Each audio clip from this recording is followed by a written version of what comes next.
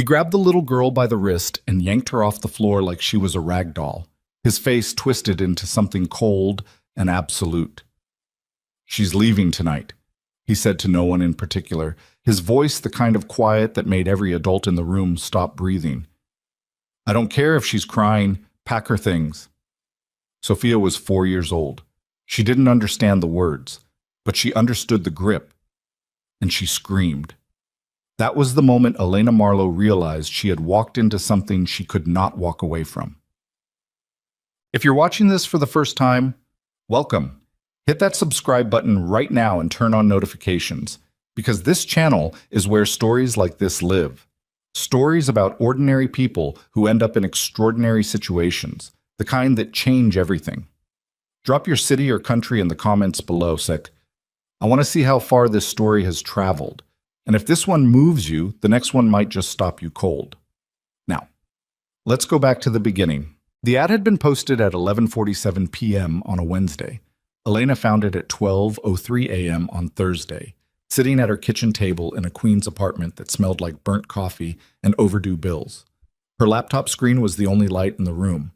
Outside, a truck rumbled past and rattled the windows. She almost didn't click it. The listing was sparse. No agency name, no family description beyond 2 young children. The salary figure was listed plainly at the bottom, and when Elena saw it, she read it twice, then a third time, because the number didn't make sense for a nanny job. It was more than she'd made in 4 months of teaching combined. Her mother's hospital statement was sitting under the laptop. Elena didn't need to look at it. She had the number memorized, $47,000. Past due. Collections had already called twice that week. She clicked the link. The application was simple. Name, experience, references. One question at the bottom that felt odd.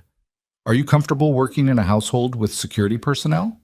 Elena stared at that question for a full minute. Then she typed yes and hit send. She got a call at 7:15 the next morning from a man who identified himself only as Mr. Reyes' household coordinator. His voice was polished, professional, and somehow made her feel like she was applying for a government position rather than a childcare job. "Miss Marlowe," he said, "your application stood out. We'd like to schedule an interview today, this afternoon if possible." "Today?" Elena pulled her robe tighter. She hadn't even made coffee yet. "I have..." She thought about her schedule. She had nothing. She'd been let go from the East Side Learning Center 6 weeks ago when the school's funding was cut. "Okay, what time?" 3 o'clock. The address will be texted to you. Please don't share it with anyone." She almost laughed. "Don't share an address." "That's correct." "Okay," she said. "I won't." She sat there after she hung up, coffee unmade, and thought, that was the strangest 10 seconds of a phone call I've ever had. Then she went to find something to wear that didn't have a marker stain on it. The address was on the Upper East Side. That should have told her something. The building didn't have a sign out front the way most luxury high-rises did. No doorman standing at the edge of the sidewalk waving for cabs. There were 2 men near the entrance, large and still, wearing dark coats despite the mild October weather. They looked at her the way cameras look at you. Recording, not reacting. "Elena Marlowe," she said to the first one. He looked at a tablet, nodded once. 42nd floor. Mr. Reyes will meet you." The elevator was the kind that didn't have floor numbers displayed. It just moved, smooth and fast, and opened directly into a foyer. Mr. Reyes was exactly what she'd imagined. Mid-50s, silver-haired, the posture of someone who spent decades standing at attention for someone else. He shook her hand and led her into a sitting room that could have fit her entire apartment inside it 3 times over. "The family values discretion," he said as they sat.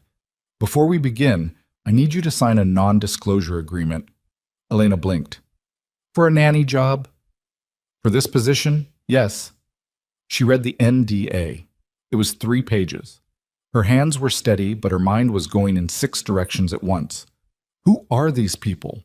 What kind of household needs NDAs for childcare? Should I leave? But then she thought about $47,000 past due and the way the collections agent's voice had gone flat and bureaucratic when he said the words legal action. She signed. Mr. Reyes didn't look surprised. He simply collected the pages, folded them, and said, "The children are Mateo, age 6, and Sophia, age 4. They've had 4 nannies in the past 18 months. None stayed longer than 3 weeks. Why did they leave?" He paused. "The household environment can be intense." "Intense how?" "You'll understand when you meet the family."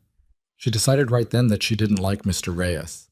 Not because he was unkind, but because he was carefully, deliberately giving her just enough to keep going without actually telling her anything. "When would I start?" she asked. "Tomorrow morning, if you accept." Elena looked at her hands. She thought about Mateo and Sophia. 2 names she didn't know yet, 2 small people she'd never met. 4 nannies in 18 months. She knew what that did to kids. She'd seen it in her classroom. The ones who'd been passed from person to person got a look in their eyes, cautious, watchful, always waiting for the next person to leave. "I accept," she said. Mr. Reyes nodded, and something in his expression shifted. Not quite relief, but something adjacent to it, like he'd been hoping she'd say yes. She noticed that. She filed it away.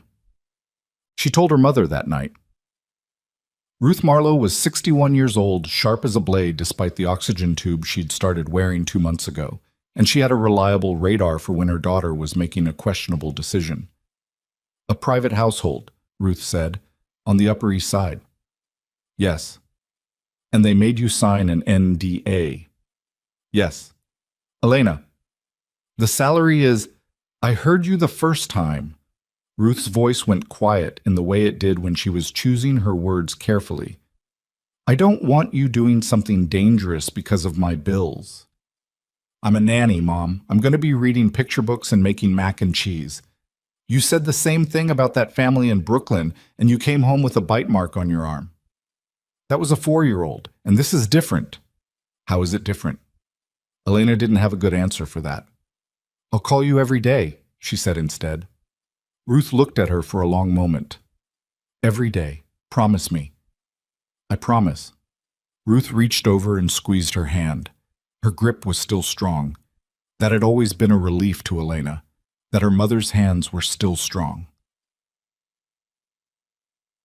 She arrived at 8 a.m. the next morning with a canvas bag, a rolling suitcase, and absolutely no preparation for what she was walking into.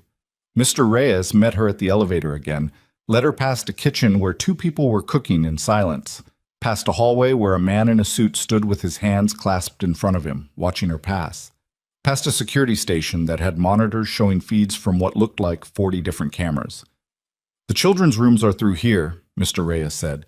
He pushed open a door and there they were. Mateo was sitting at a table with a book open in front of him that he clearly wasn't reading. He had dark eyes and his father's jaw, and the expression of a kid who had been told too many times to sit quietly and wait. When Elena walked in, he looked up and his face went careful and still. The face kids make when they've learned that enthusiasm leads to disappointment. Sophia was on the floor behind him, arms wrapped around a stuffed dog that had lost most of its fur from being loved too hard. She was staring at Elena with the enormous, unblinking eyes of a child who had been watching too many people come and go. Neither of them said hello. Elena crouched down to Sophia's level first. Always start with the one who's most scared. That was the rule she'd learned in her 3rd year of teaching. "Hi," she said. "That dog looks like he's been on a lot of adventures." Sophia looked down at the dog, looked back up. "His name is Captain."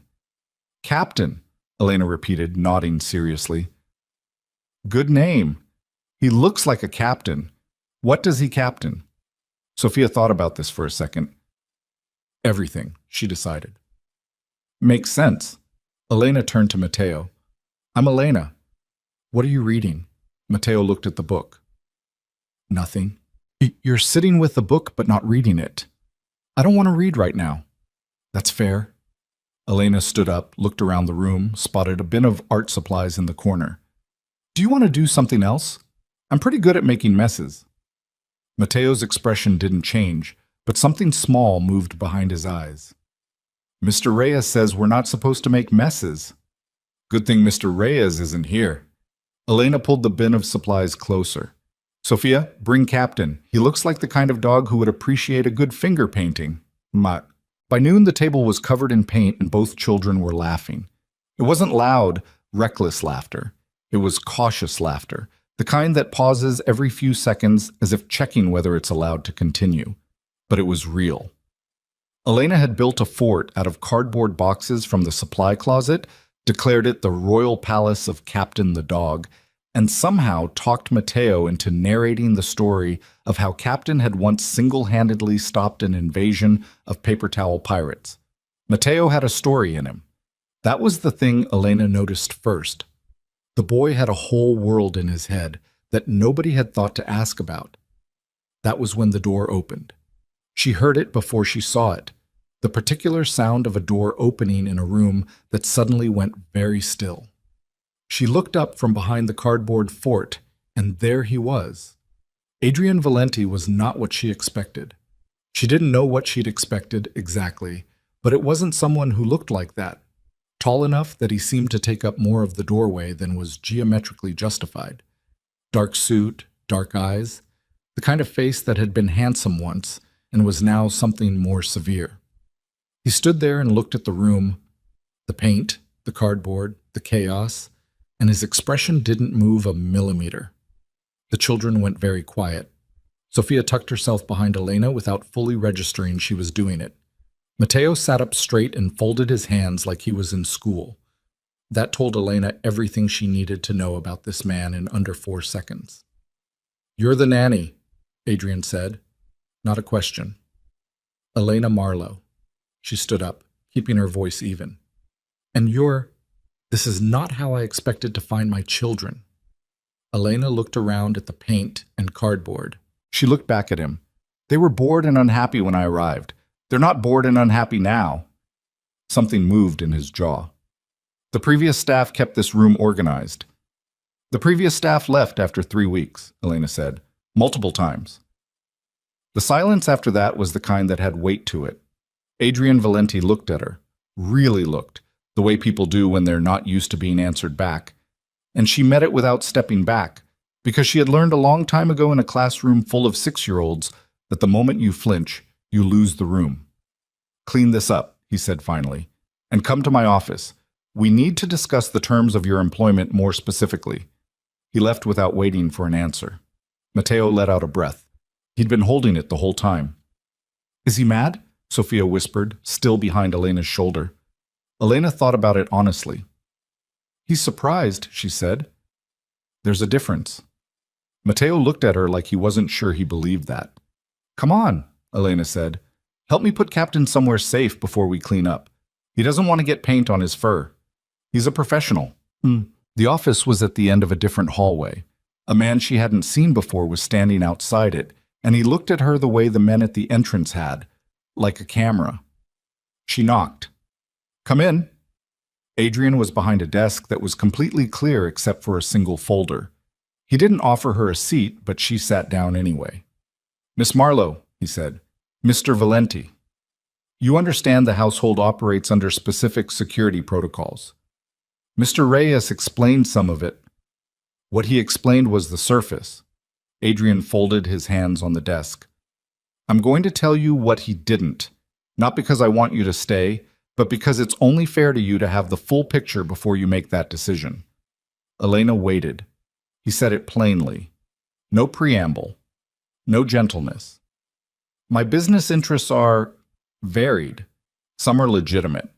Some are connected to organizations that operate outside conventional law. My family name carries weight in circles that can be dangerous. The security in this household is not decorative." Elena sat very still. "My children's previous caregivers left when they understood the reality of what this household is," he continued. "I don't hold that against them. Anyone with good sense would do the same. I am telling you this now so that you can leave with full information and no consequences. Your NDA will not be enforced if you choose to walk away today." Elena looked at him. She thought about Sophia tucked behind her shoulder. She thought about Matteo holding his breath. "What happened to their mother?" she asked. Something crossed his face so fast she almost missed it. "That's not relevant to this conversation." "It's relevant to me," she said. Because whatever happened to her is why those two kids look at the door every time someone leaves the room. Adrian Valenti went very still, the kind of still that came from a person who had perfected the art of not reacting.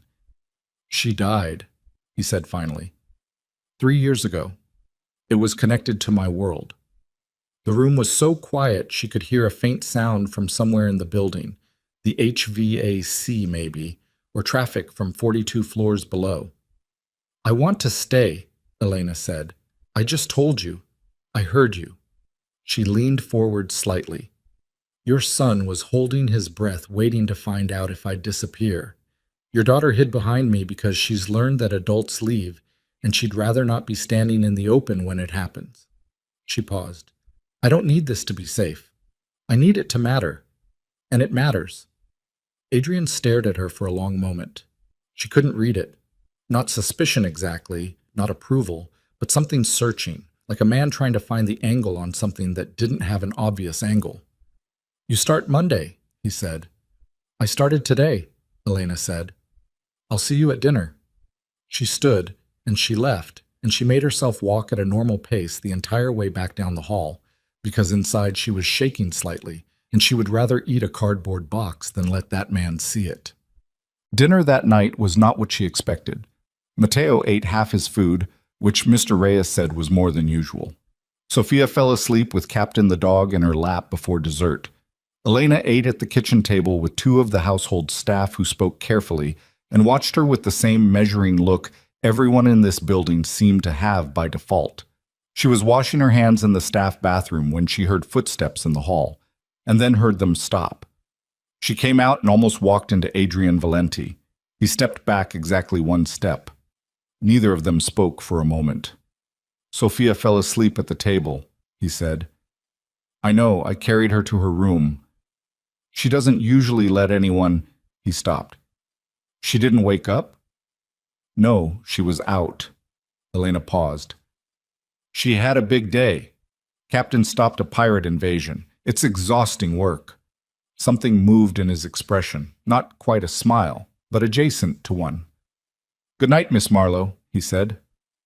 Good night, Mr. Valenti. She went back to her room. It was larger than her apartment, which was slightly absurd, and sat on the edge of the bed and thought, this is the strangest situation you have ever walked into.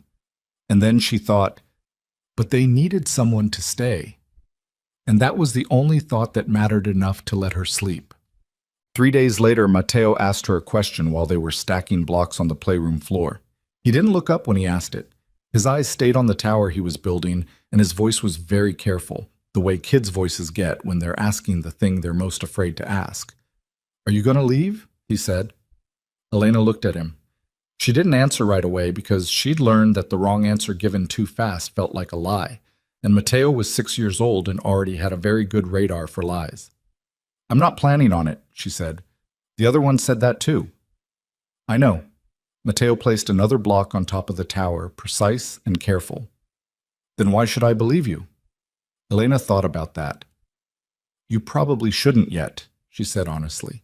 Believing someone takes time. The only thing I can do is still be here tomorrow, and then the day after that, and then the day after that, until you decide for yourself. Mateo looked at her then, really looked. The kind of look that a 6-year-old shouldn't have to have, old and careful and weighing something. Okay, he said, and placed another block. It was the most fragile thing Elena had ever been handed, smaller than a promise, more important than anything.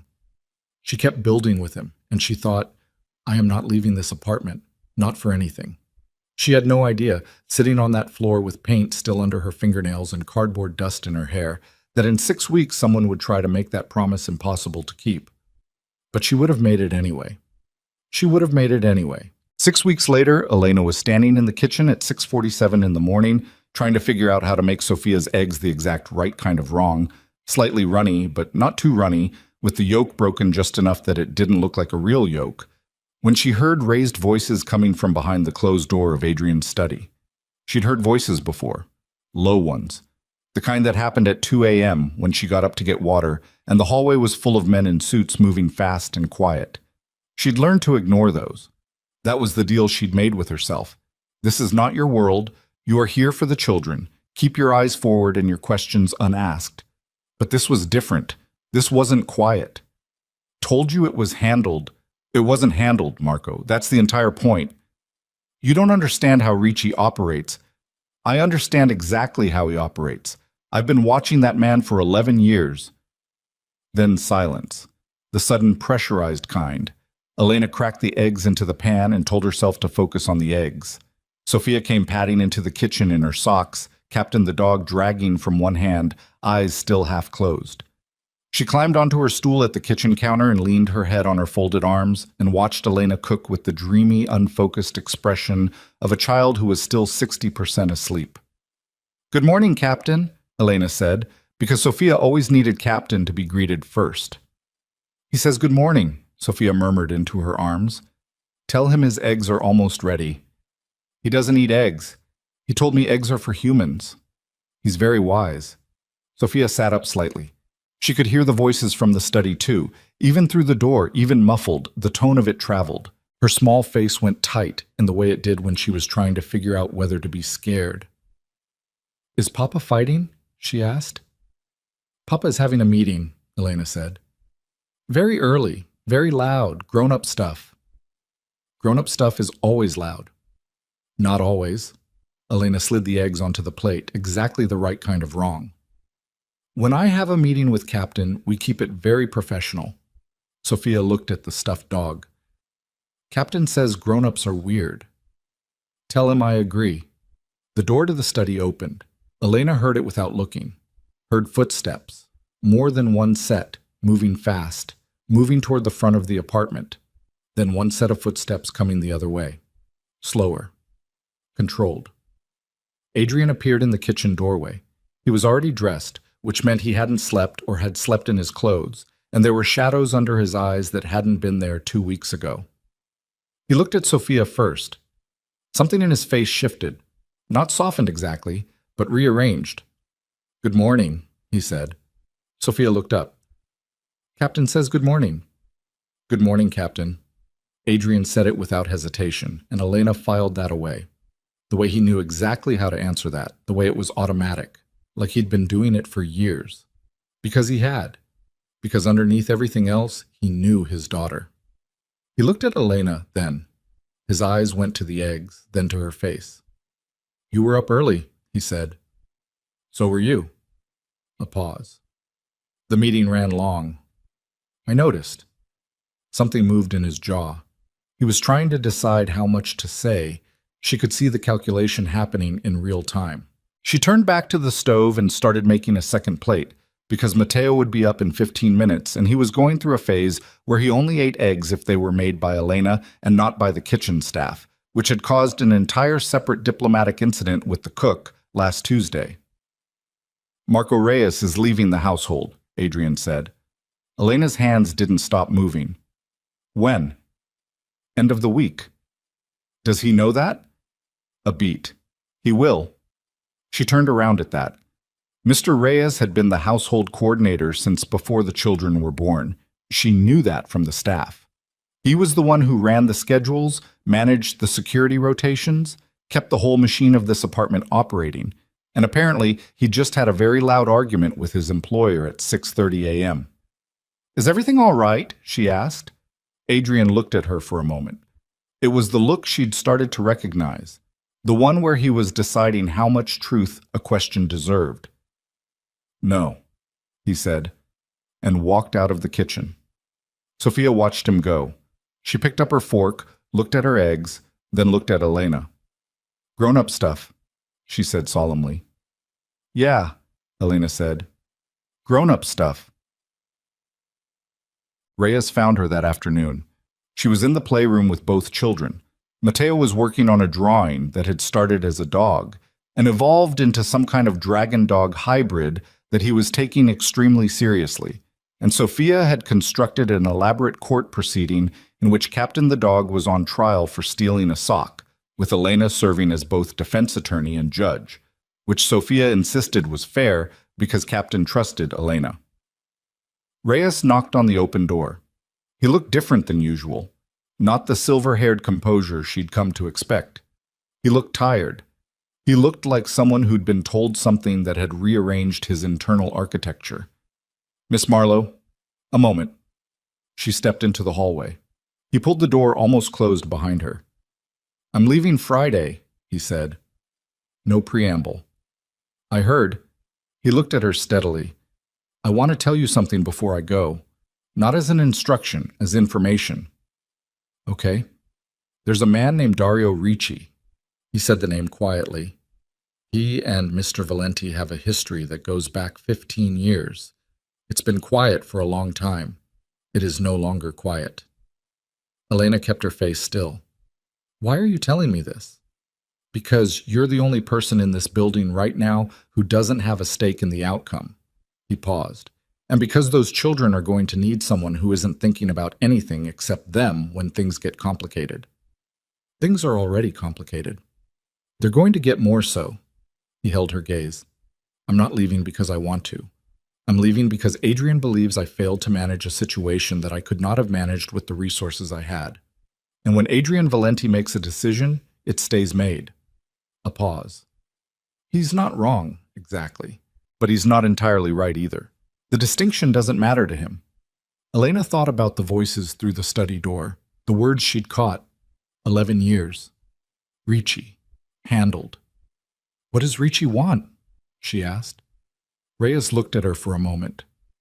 "The same thing everyone wants from a man like Adrian. Leverage, submission, a public sign that he's weaker than they say he is." He straightened, and for a second he was the composed, silver-haired coordinator again, and she could see what he must have looked like in his younger years. Sharper, harder. "Watch the children, watch the staff, and if anything feels wrong, not complicated, not unusual, but wrong in your gut, you tell Adrian directly. Not through the new coordinator, directly." He left before she could ask what the difference was. She stood in the hallway for a moment.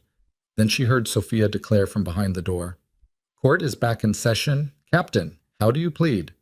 And Elena went back in. Done. The new household coordinator arrived on Saturday. His name was Vincent Caruso, younger than Reyes, maybe 40, with a stillness that felt less like professionalism and more like an animal waiting for something to happen. He shook Elena's hand, and his grip was about 2 seconds too long, and his eyes did a thing she'd seen before in men who made quick, comprehensive assessments of people, cataloging, filing, moving on. "Miss Marlowe," he said, "I've read your file." "I didn't know I had a file. Sit." He smiled. "Everyone in this household has a file." She smiled back. It didn't reach anywhere near her eyes. "Of course," she said. Over the following week, she noticed things, small things that she made herself pay attention to because Reyes had told her to trust her gut, and her gut was talking. The security rotation changed. The men who'd been standing near the elevator, the ones she'd come to recognize, nod to, know by name because she always learned names, were replaced by men she didn't know. Caruso said it was standard protocol after a leadership transition. She nodded and said nothing. The phone in the staff corridor that had been there since she arrived disappeared. She asked one of the kitchen staff about it. The woman looked at her, looked away, said she didn't know. And Matteo stopped sleeping. It was subtle at first. He was quiet in the mornings, more so than usual, eyes shadowed. But by the end of the second week with Caruso in the household, Elena was finding him at 11 p.m. sitting at his bedroom window, looking down at the street 42 floors below. The first time she sat with him without saying anything for a few minutes, looked at the streetlights. "Can't sleep?" she asked. "I don't like it when things change," he said. He said it simply, the way kids state facts, not complaining, just explaining. "I know," she said. "Mr. Reyes was here since before I was born." He paused. "Papa didn't tell me why he left." "Papa doesn't always explain things." "He never explains things." Matteo looked at her. "Do you know why?" "Not exactly. But you have a guess." She looked at him. 6 years old, and he had a guess. She thought about what to give him. Not the whole truth, so the whole truth was for adults who'd chosen to be in this. But something. "Sometimes," she said carefully, "when people are trying to keep you safe, They take away information so you can't worry about it, even when worrying might be appropriate. Mateo thought about that. That seems like it doesn't work. It usually doesn't, she agreed. He looked back at the window. Elena. Yeah. If something bad happened, would you tell me? She didn't answer right away. She looked at the side of his face, the set of his jaw, so much like his father's, the darkness under his eyes. 6 years old and already learning that the adults around him operated with hidden information. Yes, she said. I would tell you what I could, in a way that was honest. He nodded slowly, like he was filing it, like he was adding it to whatever small inventory of trustworthy things he'd built for himself. She put him back to bed and went to her room and sat on the edge of the mattress and thought about Reyes saying when things get complicated. She thought about the changed security staff, the missing phone, Caruso's too long handshake.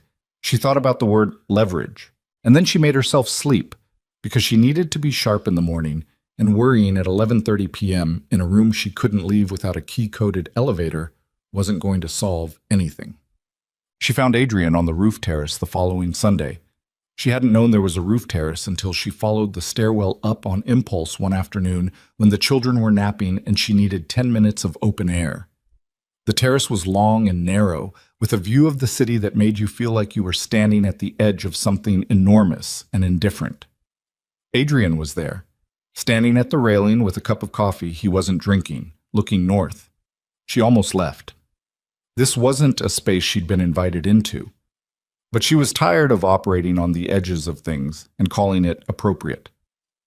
Can I ask you something? She said. He turned. He didn't look surprised to see her, which was itself slightly unnerving. You're going to regardless, he said. Is this household less safe than it was 3 weeks ago? He was quiet. I'm not asking for the full picture, she said. I'm asking yes or no, because I'm responsible for 2 children and I need to know what calibration to operate at. Adrian looked at her for a long moment. He set the coffee cup down on the railing. Marginally, he said.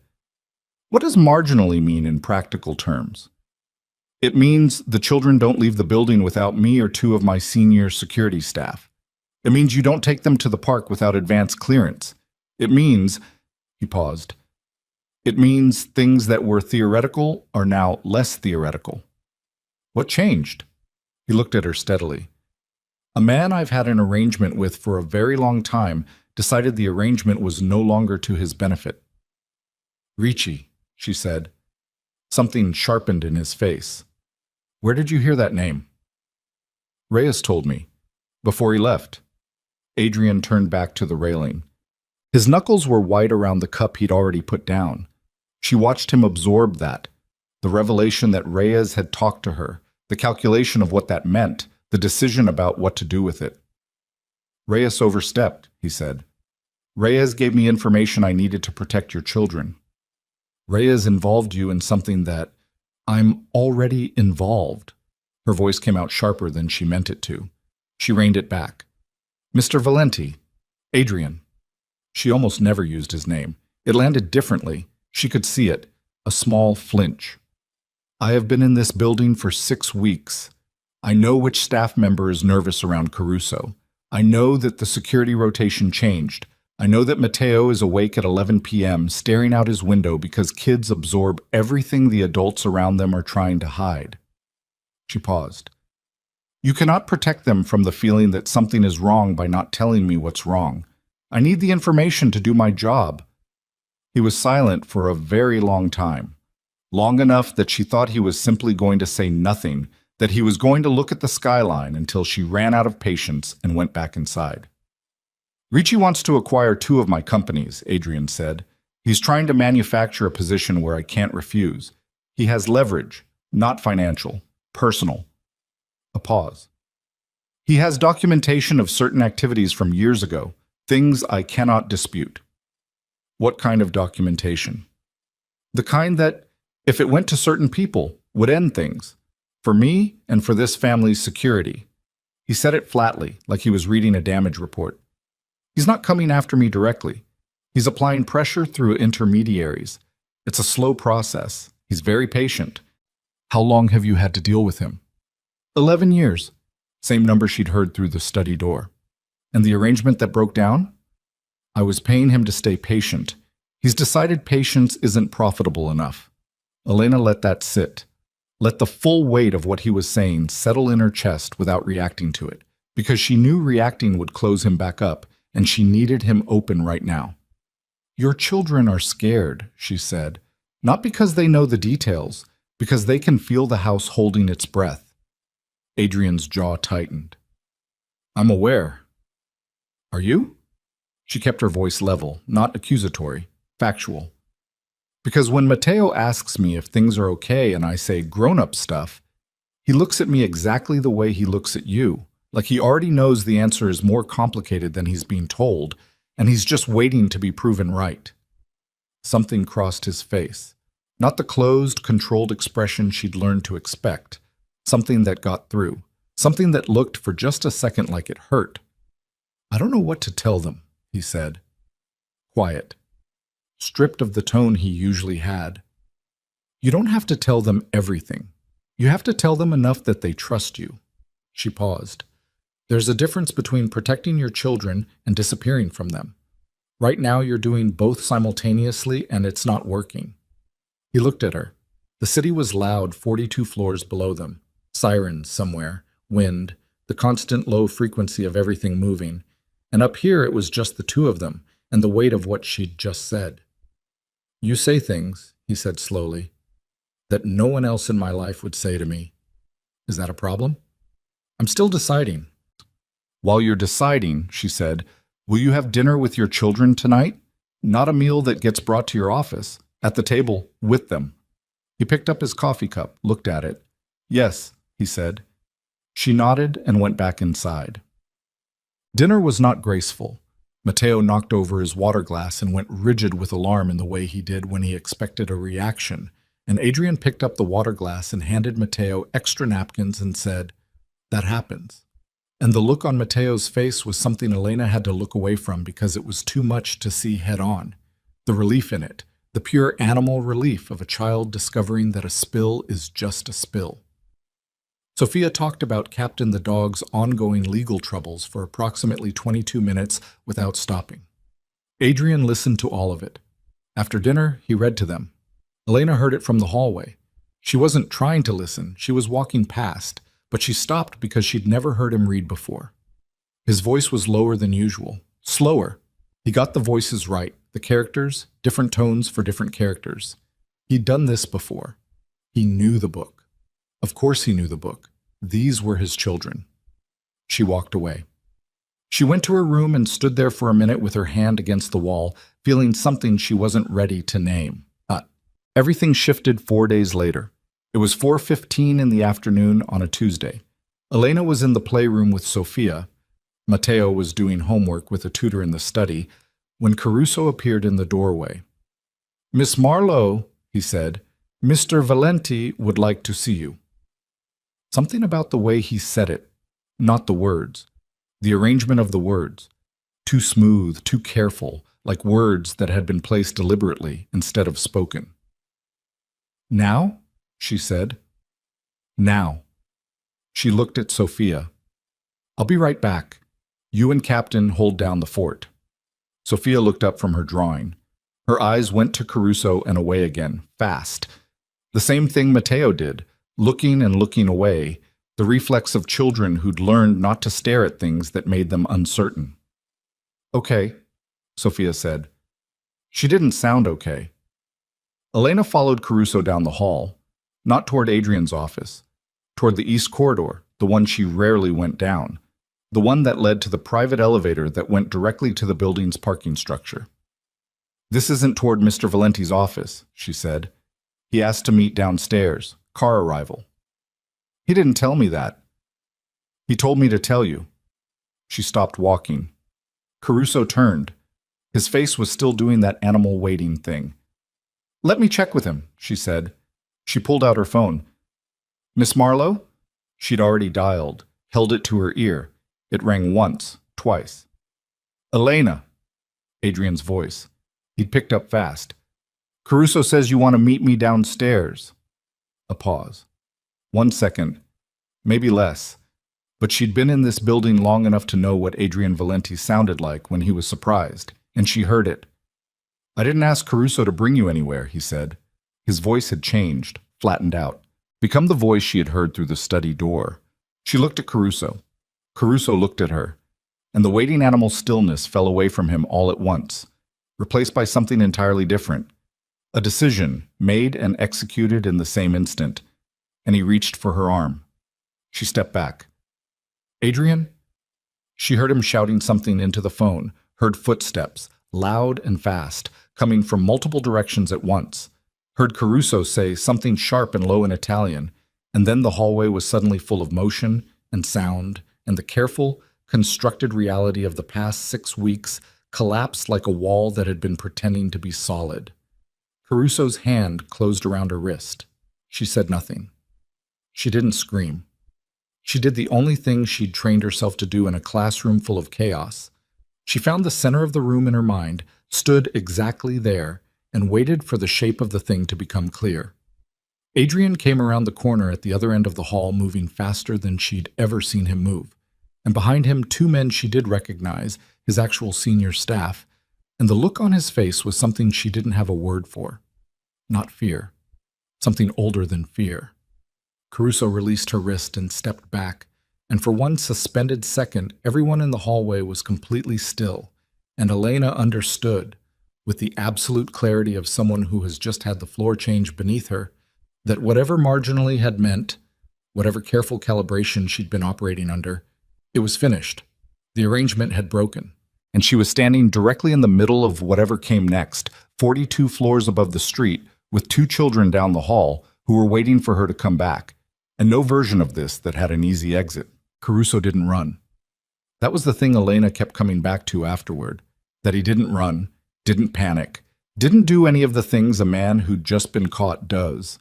He stepped back from her, put both hands visible at his sides, and looked at Adrian with an expression that was almost peaceful, like a man who had already made his calculations and found them satisfactory.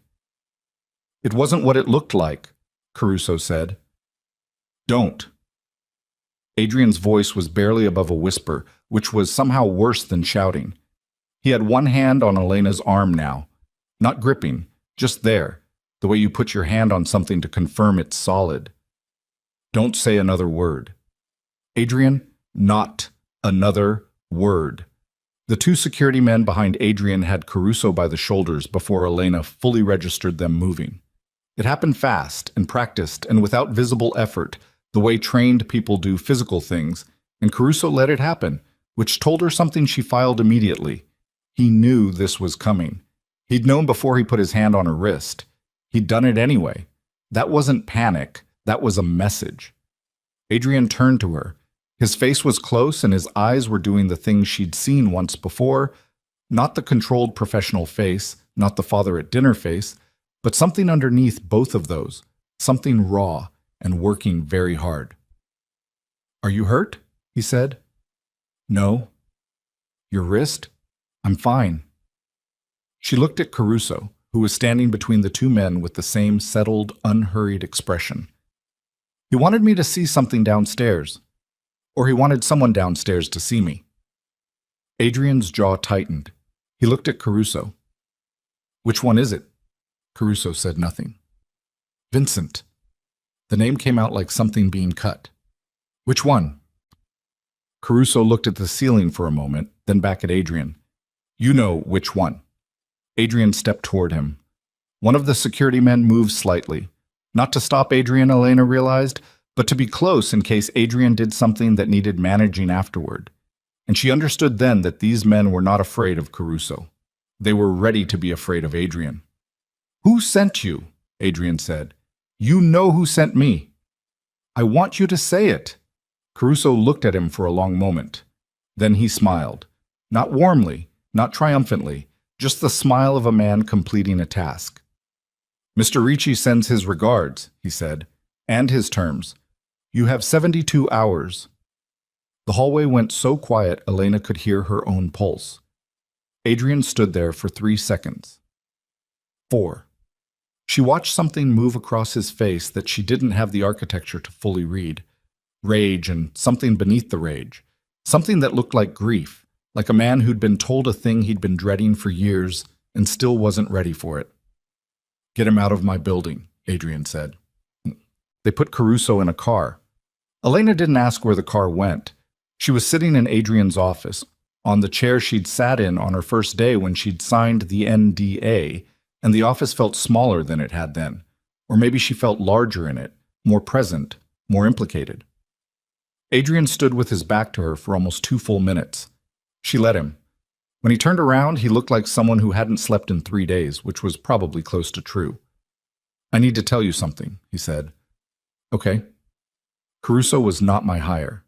He came from a recommendation I trusted." He paused. "I trusted it because it came from within my own circle, which means Ricci has someone inside my circle." Elena took that in. "Reyes didn't recommend him." "No. Reyes was removed because Ricci needed Reyes gone." He sat down across from her. "I removed Reyes. Ricci didn't have to. I did it for him." He said this the way people say things they're forcing themselves to say clearly, so there's no ambiguity about what they're confessing to. "I was angry. I thought Reyes had failed to see a threat. The threat was Caruso, and I handed Caruso the keys to my household." Elena looked at her hands, looked at the faint red mark on her wrist where Caruso had grabbed her. It didn't hurt. It was just there. Evidence. "What are Ricci's terms?" she asked. "That's not Adrian." She raised her eyes. "What are the terms?" He held her gaze. She'd noticed he did this when she used his name.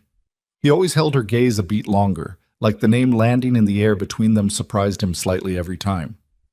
"He wants the Harlow Street properties.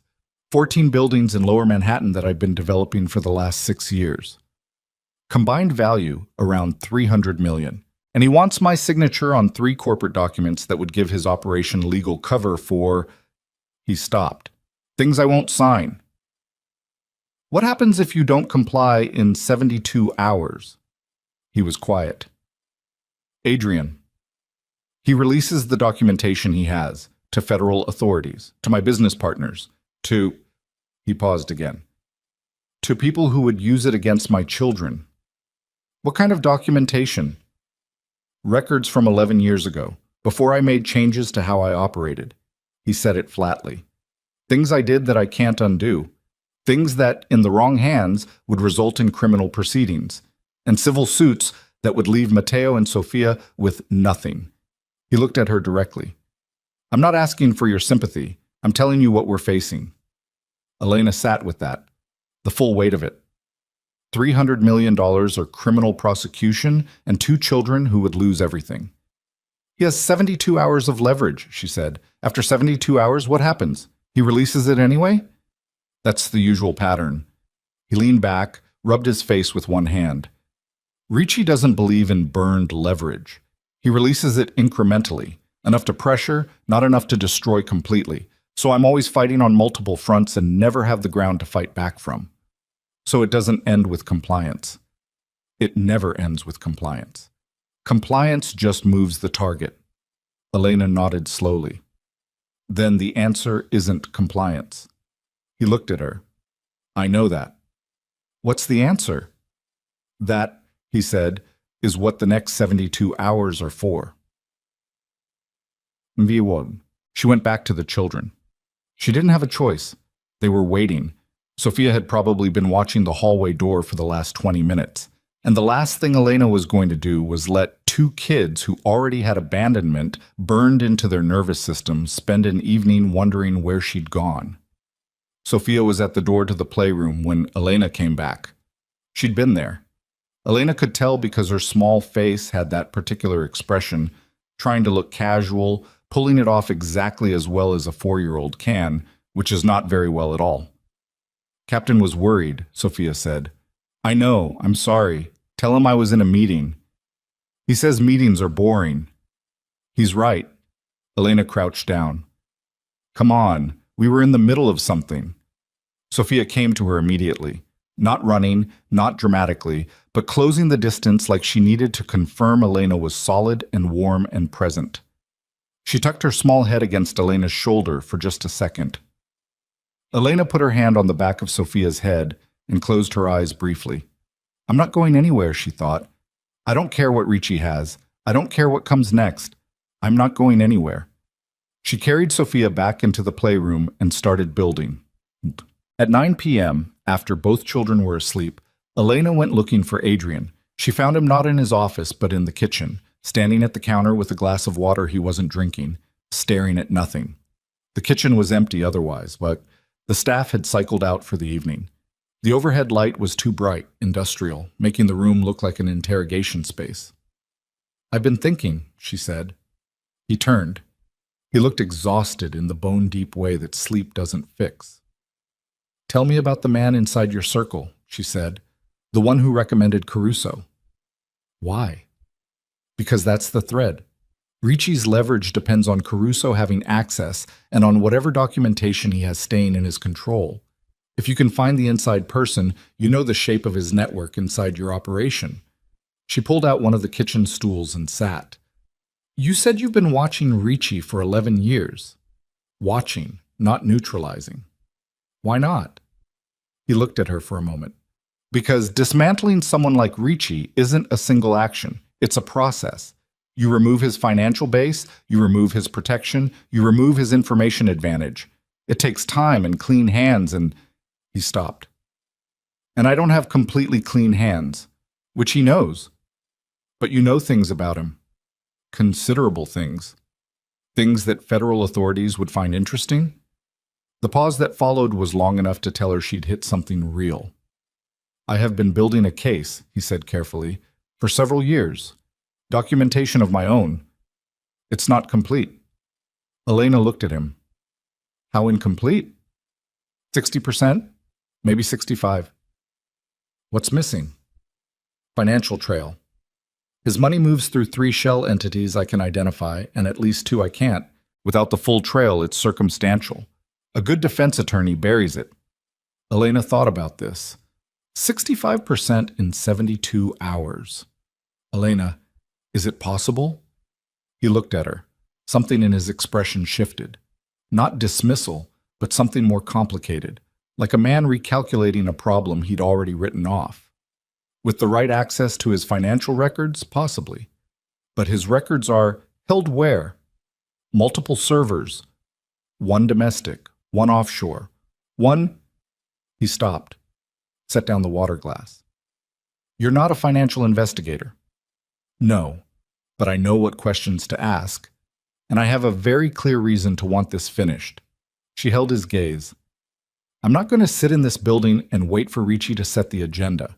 Your children are upstairs and they felt this building holding its breath tonight, even though no one told them anything. That can't be the rest of their childhood." Adrian was quiet for a long moment. "There's a man," he said slowly. "Thomas Crane. He worked for Ricci's financial operation 6 years ago. He left, not cleanly. He has information that could complete the trail, but he's been underground since because Ricci doesn't let people leave cleanly and stay comfortable." A pause. "I've had his approximate location for 8 months. Approximate. Philadelphia. Maybe. He moves. And you haven't moved on it because bringing Crane into the open exposes him to Ricci, and I wasn't ready to move against Ricci completely, and I wasn't willing to burn a man as a tactical piece before I could guarantee the outcome." He said this like a man who'd had this internal argument many times. "If I go to Crane now, with 72 hours on the clock, I'm rushing. Rushed operations fail." "But rushed operations are sometimes the only operations available," Elena said. He looked at her for a very long time. She didn't look away. "I need to make some calls," he said. "I'll make coffee," she said. What happened next happened in a kind of compressed, sleepless time that Elena would later struggle to reconstruct in sequence. Adrian made calls. She heard pieces of them. Not the content, just the tone, the cadence of someone working a network with precision, pulling threads. She made coffee and brought it to the office door and left it there. She went back to the children's hallway and stood outside their doors for a few minutes, listening to them sleep. At 1:30 a.m., Adrian appeared in the kitchen doorway and said, "We have a location." "For Crane?" "Yes, he's in Philadelphia. He'll talk. He's been waiting for someone to give him a reason. Elena felt something release in her chest that she hadn't realized was clenched. When do we? I leave at 5 a.m. You stay here. He said it quickly, heading off the thing he could see forming in her expression. The children need you here. Caruso's gone, but I'm replacing the full security team tonight. Crane's location is... The situation there is... He paused. It's not safe for someone who doesn't need to be there. She wanted to argue. She swallowed it. He was right about the children. What do I tell Mateo if he asks where you are? She said. Adrian was quiet for a second. Tell him I'm handling something. Tell him I'll be back. He's heard that before. I know. A pause. Tell him I'll be back and I mean it. He'll know the difference. She nodded. Be careful. He looked at her. That searching look again, the one she never quite knew how to hold. I'm always careful, he said. That's clearly been working out great, she said. Something moved at the corner of his mouth. He left. She slept 3 hours, got up at 5:10 and heard the elevator descending, stood in her room with her hand on the wall and thought about 65% of a case becoming 100% or not, about a man in Philadelphia who'd been hiding for 6 years and now had to decide whether coming into the light was worth what it would cost him. She thought about Ricci's 72 hours ticking. She made breakfast for 2 children who asked where their father was with the careful, measured tone of children who had learned to ask that question without expecting a satisfying answer. He's handling something, Elena said. He'll be back. Mateo looked at her. She held his gaze. He said he'd be back and he means it, she said. He told me to tell you that specifically. Mateo was quiet for a moment, processing. Then he picked up his fork. Okay, he said, not convinced, but choosing to be. She thought, Adrian, you better come back. Not a prayer, a demand. She aimed it at the general direction of the elevator shaft. 41 hours into the 72, Adrian came back. She knew something was wrong before he said anything. She'd learned to read the quality of his silences. This one was different. He came through the private elevator with one of his men, and his man's face was completely still in the way faces go still when they're keeping something contained, and Adrian sat down in the kitchen chair and put both hands flat on the table and stared at them. Elena stood across from him, waited. Crane talked, Adrian said. And? And it's worse than 65%. He looked up. He had records I didn't know existed, complete financial trail, all 3 shell companies and the 2 I couldn't identify, wire transfers, dates, names. He paused. It's a complete case. Enough to end Ricci. Elena waited for the but. She could hear it in the architecture of what he was saying. But, Adrian said, Crane also had something else, something I didn't ask for and wasn't prepared for. He looked at her, and his face was doing something she'd never seen on it. Not just exhaustion, not just anger. Something that looked like the specific devastation of finding out you were wrong about something you were certain of. The documentation Ricci has been holding over me for 11 years. Yes. It's not just records of my activities. His voice was completely flat now, stripped to the frame. It includes records that were manufactured. 11 years ago, Ricci had someone inside my legal team create documents that don't reflect things I actually did. They reflect things designed to appear that I did. Things significantly more severe than what I was actually involved in. He stopped. Ricci didn't just collect leverage on me. He built additional leverage from scratch. And the man who built it... He stopped again. Elena felt something cold move through her. Who was it? Adrian set his jaw. His name is Ferris, Marco Reyes's predecessor. He died 4 years ago. Natural causes. A pause. Which is extremely convenient. So the documentation, part of it is real, part of it is fabricated, and they're interwoven so precisely that separating them requires... He stopped. Crane showed me the construction. It's sophisticated. Ricci has been holding a weapon over me that is half real and half invented, and I have spent 11 years conducting myself as if the entire weapon were real, limiting every move I made, every action I considered, because I thought the full case against me was legitimate. The kitchen was very quiet. Elena sat down. She thought about 11 years of a man moving carefully, hedging, restraining himself, building a case slowly because he believed himself to be more exposed than he was. She thought about his wife. She thought about the documentation he'd said was connected to her death. "The part about your wife," she said quietly. Adrian's face went absolutely still. "What about her?" "You said Ricci's documentation included things connected to her death." "Yes." "Was that—" She hesitated. "Was that part of the real documentation or the fabricated?" The silence lasted long enough that she could hear the refrigerator hum and a distant siren 42 floors below. "I don't know," Adrian said. "Crane didn't have full visibility into that specific file." He looked at his hands. "He thinks fabricated. He's not certain." Elena closed her eyes for 1 second, opened them. "Okay." "Okay," he repeated like the word didn't make sense in this context. "We have a complete financial trail on Ricci. We have enough to move." She kept her voice level because someone in this room needed to be level, and she could see that right now it had to be her. The fabricated documentation, if it goes to federal authorities at the same time as the complete case against Ricci, your legal team can challenge it. The manufactured origin can be demonstrated. Maybe. Probably.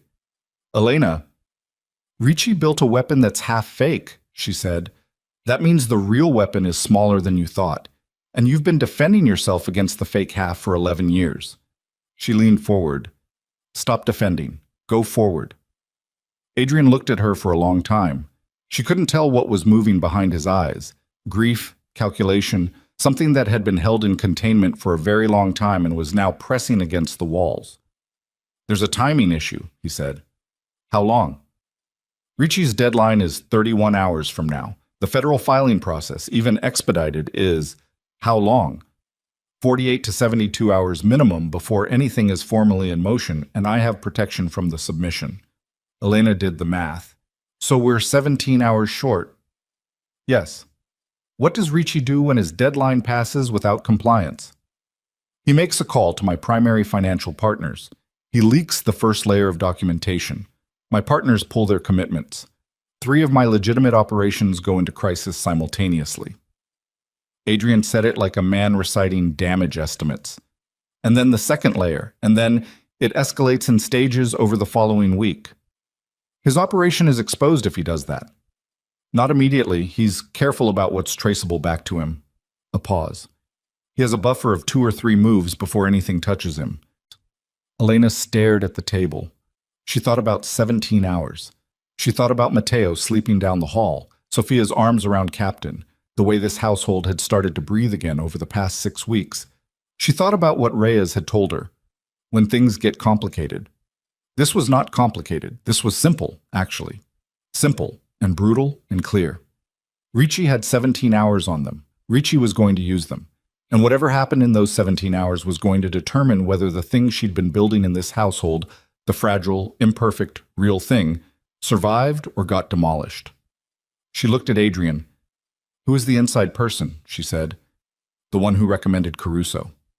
"I have a strong suspicion, not certainty." "Name." "Elena, name." He looked at her. His voice was very quiet when he said it. "Daniel Park. He's been my corporate attorney for 7 years." "Your attorney?" "Yes." "Does he know you suspect him?" "I don't know." "Does he have access to your financial systems?" "Partial." "Enough." Elena nodded. "Then we have one option that gets us 17 hours. She held Adrian's gaze. "Park thinks he's inside. He thinks he's managing information flow for Ricci, which means we can use that." She paused. "Let him send Ricci a message, the right message. Something that buys time." Adrian was very still. "What kind of message?" "The kind that makes Ricci believe compliance is coming." She paused. "And while Ricci waits for compliance, you file." Adrian stared at her. She could see him working through it, the angles, the risks, the places it could collapse. "If Park is the leak, and we use him deliberately, we're running a deception on Ricci with a man who is also deceiving us," he said. "If Park realizes what we're doing, he tells Ricci immediately. Then we make sure Park doesn't realize what we're doing." She looked at him steadily. "You're telling me you've been watching Ricci for 11 years. Have you ever hit him back?" "Not directly." "Then he doesn't know how you hit." She leaned forward. Use that. Something changed in Adrian's face. Not the devastated thing, something older, harder, the thing that had kept him in this world for 11 years and running. He looked at her like he was seeing her from a slightly different angle than he had before. You understand what you're describing, he said. You understand that if this goes wrong, I understand exactly what I'm describing. She didn't look away. I'm not asking you to protect me from the consequence. I'm asking you to decide whether you're going to fight or wait for the building to fall. Adrian was quiet. The kitchen hum, the distant city.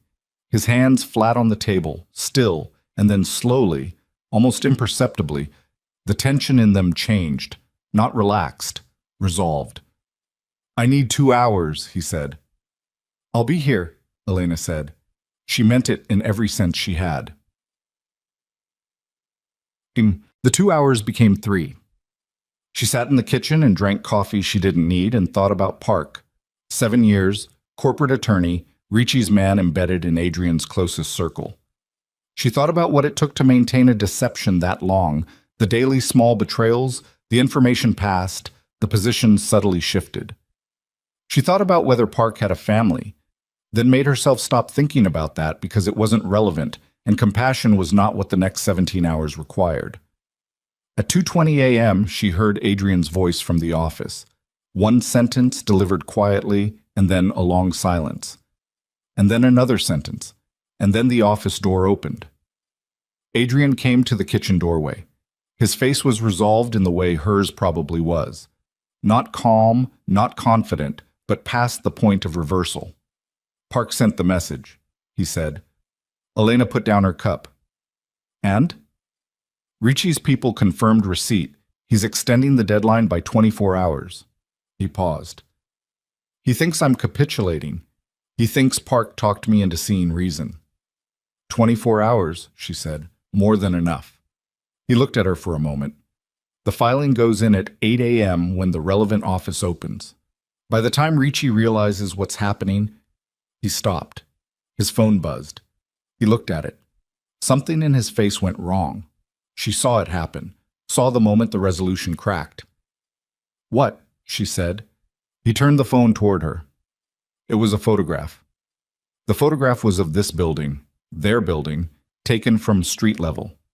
And standing on the sidewalk in the photograph, small and clear, identifiable, were 2 children in school uniforms she recognized. Matteo and Sofia, taken today. During the afternoon walk she'd taken them on, the walk she'd cleared through the new security team, the walk that was supposed to have been protected, watched, safe. Beneath the photograph, 4 words. Your deadline stands. Choose. Elena looked at the photograph for a long moment. At Matteo's profile, his head turning to look at something. At Sofia holding Captain in the crook of one arm. The photograph had been taken from across the street, close enough to be detail clear. Which meant someone had been close enough. Which meant the new security team had a problem. Or was a problem. She looked up at Adrian. His face had gone to something she'd never seen on it. Not rage, not calculation, something that lived below both of those. The thing that lives in a parent when the line between my world and my children disappears. They're asleep, she said. Her voice was even. She made it even. They're upstairs. They're safe. And Ricci just showed you his real move because he's scared of losing control of the situation. She held his gaze. He's not going to touch them. That photograph is a performance. If he touched them, he loses every negotiating position he has. You don't know that, Adrian said. His voice was barely audible. I know that you are not going to let that photograph make you irrational, she said. Because irrational is exactly what he needs you to be right now. He's running out of time, and he knows it, and he's telling you he has access to your children to make you panic and sign things before 8 a.m. Adrian stared at her. The 8 a.m. filing happens, she said, and right now, tonight, we fix the security team. She didn't look away from him. Not for a second. You don't have the option of falling apart. Your children are asleep down that hall, and they need you to hold it together for the next 5 hours. The silence stretched. Then Adrian said very quietly, check on them. She went. She walked down the hallway and opened Matteo's door first. He was asleep on his side, one arm off the edge of the bed, the way he always slept, breathing slow and steady. She stood there for 5 seconds and then closed the door gently and went to Sophia's room. Sophia was asleep with Captain tucked under her chin, her small face completely slack, no worry in it. The perfect unconscious trust of a child who had decided somewhere in the past 6 weeks that the world was safe enough to let go of while she slept. Elena stood in the doorway. She felt something move through her that started in her chest and went all the way down. Not fear, not exactly. Something harder than fear. Something that didn't have a gentle name. She was not going to let Ricci inside this apartment. She was not going to let him reach these children. She was not going to let 6 weeks of careful, difficult, real trust get destroyed by a man who used children in photographs as leverage. She went back to the kitchen. "They're fine," she said. Adrian was on the phone. Already working, she could hear it in the clipped precision of his voice. He looked at her and nodded once, and she nodded back, and that was all the communication they needed right now, because the next 5 hours were going to require everything both of them had. And the next 5 hours required everything both of them had, and they burned through them like fuel. Adrian worked the phones, Elena worked the building. She didn't have security clearance, didn't have a weapon, didn't have anything except 7 years of teaching experience that had trained her to read a room in under 4 seconds and identify the thing that didn't belong. She walked every corridor of the 42nd floor starting at 2:40 a.m., systematic, quiet, her socks making no sound on the marble. She looked at the men posted at each station. The new security team, the one that had replaced the familiar faces after Caruso's removal. And she looked at them the way she'd learned to look at substitute teachers in her classroom. Which one is trying too hard? Which one is looking at the wrong thing? Which one's hands are wrong? There were 11 men on overnight rotation. 3 of them had been on staff for more than 2 months. She knew their faces, knew their habits. She trusted those 3 the same way she trusted anything in this building, which was carefully and provisionally. The other 8 were newer. Most of them read fine. The particular species of professional stillness that Adrian's people had. The way they held themselves like men who had decided that their bodies were tools and tools don't fidget. But one of them was wrong. She walked past him twice to be sure. He was posted near the service corridor, the one that ran behind the kitchen toward the freight elevator. He was doing everything correctly. Posture, position, eyes scanning the right angles. But every 40 seconds he checked his left wrist, and he wasn't wearing a watch. She went back to the kitchen and waited 4 minutes. Then she walked past again. Left wrist, 40 seconds. She went to Adrian. He was at his desk. 2 phones, a laptop, a legal pad covered in handwriting she couldn't read from the door. He looked up when she appeared, and his face asked the question without his mouth opening. "Service corridor," she said quietly. "Man posted there. No watch, checks his wrist every 40 seconds. He's waiting for a signal. We're counting something down." Adrian was out of his chair before she finished the sentence. He said one word into the nearest phone, a name, Santos. And 2 minutes later, 2 of the 3 men she trusted were escorting the wrong man off the floor. The wrong man said nothing as they walked him out. He looked at Elena once as he passed the kitchen doorway. It wasn't threatening. It was almost impressed. She turned back to the coffee maker. Her hands were shaking slightly. She made herself watch them shake and then made herself breathe until they stopped, because shaking hands were not a luxury she had time for. Holtz. At 4:15 a.m., Adrian came to the kitchen. "Filing is staged," he said. "Everything Crane gave us plus our documentation. It goes at 8:03 a.m. to 3 separate offices simultaneously, Federal, State Attorney General, and the Financial Crimes Unit.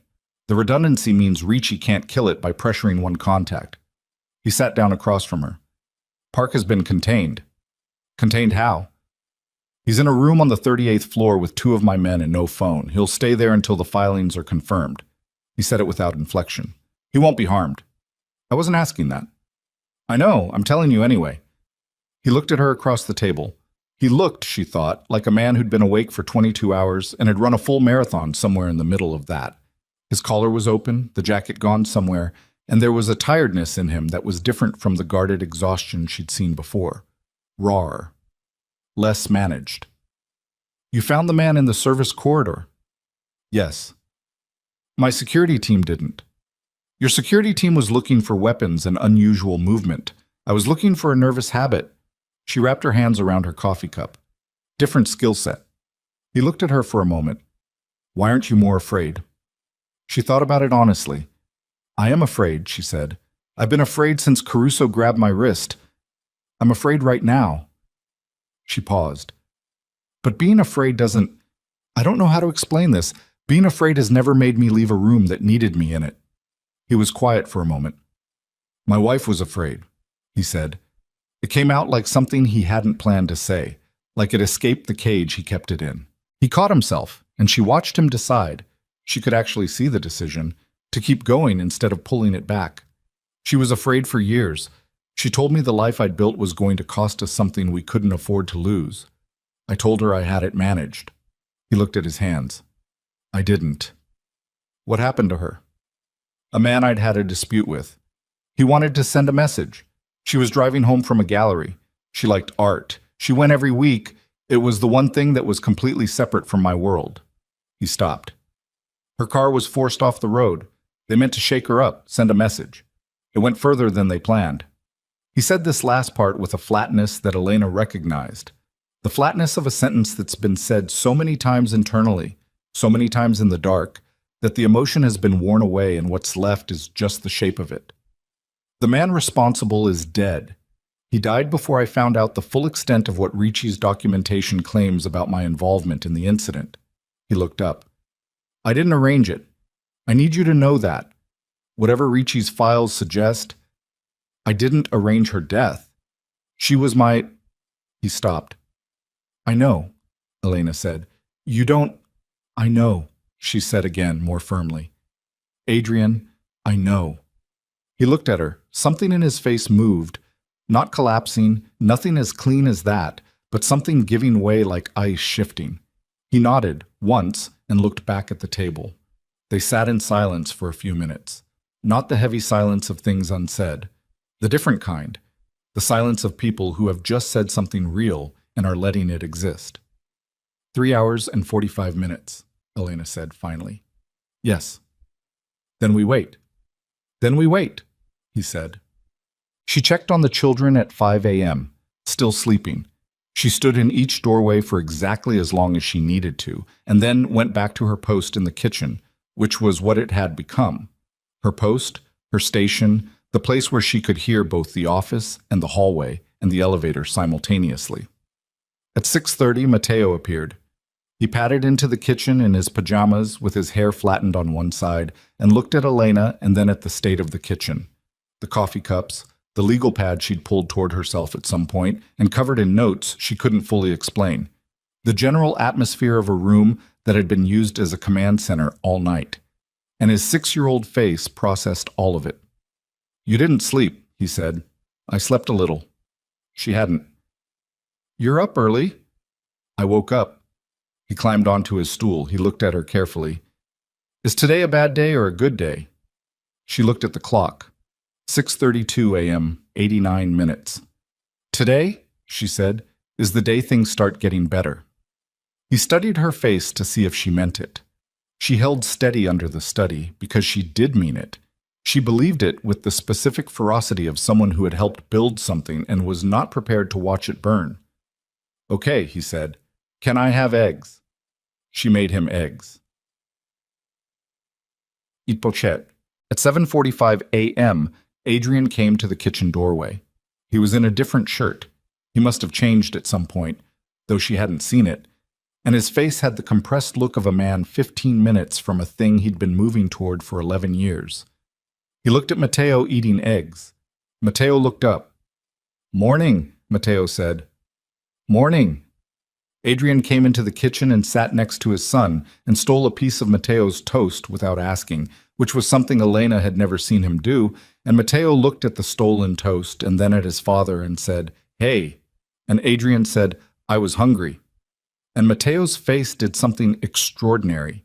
It laughed. It just laughed, quick and surprised and real, and Adrian's face answered it in the way Elena had been watching happen slowly for 6 weeks, the way a man's face answers his child's laugh when he lets it. Her phone buzzed. She looked at it. 8:03. Confirmed. All three. R. She looked at Adrian over Matteo's head. He was already looking at her. He'd felt the phone buzz from where he was sitting. She could see it. The way his shoulders changed, the specific quality of his stillness in that moment. She turned the phone toward him. He read it. He looked up. She nodded. He closed his eyes for 1 second. Just one. Mateo was eating his eggs and talking about something.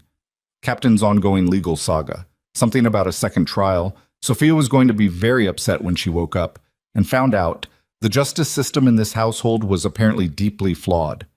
And Adrian opened his eyes and looked at his son, and for a moment his face was just open. Not managed, not constructed. Just a father looking at his kid and being present in it. Elena turned back to the stove. She was not going to cry in this kitchen. She had made herself a firm promise about that. Dad. At 8:47 a.m., Adrian's primary phone rang. He took the call in the hallway. She could hear the tone of it from the kitchen. 2 voices, one being Adrian's, one being someone delivering information at speed. It lasted 4 minutes. When he came back, his face was resolved in a new way. Not the compressed pre-803 face, but something that had moved past a gate. Ricci's attorney called my attorney, he said. He kept his voice low. Mateo had drifted toward the playroom. They're aware of the filings. They're demanding a conversation. What did your attorney say? That Mr. Valenti has no comment at this time. Something moved at the corner of his mouth, which is attorney language for go to hell. How long before Ricci makes his next move? He'll try to suppress the filings first. He has contacts. He'll call them.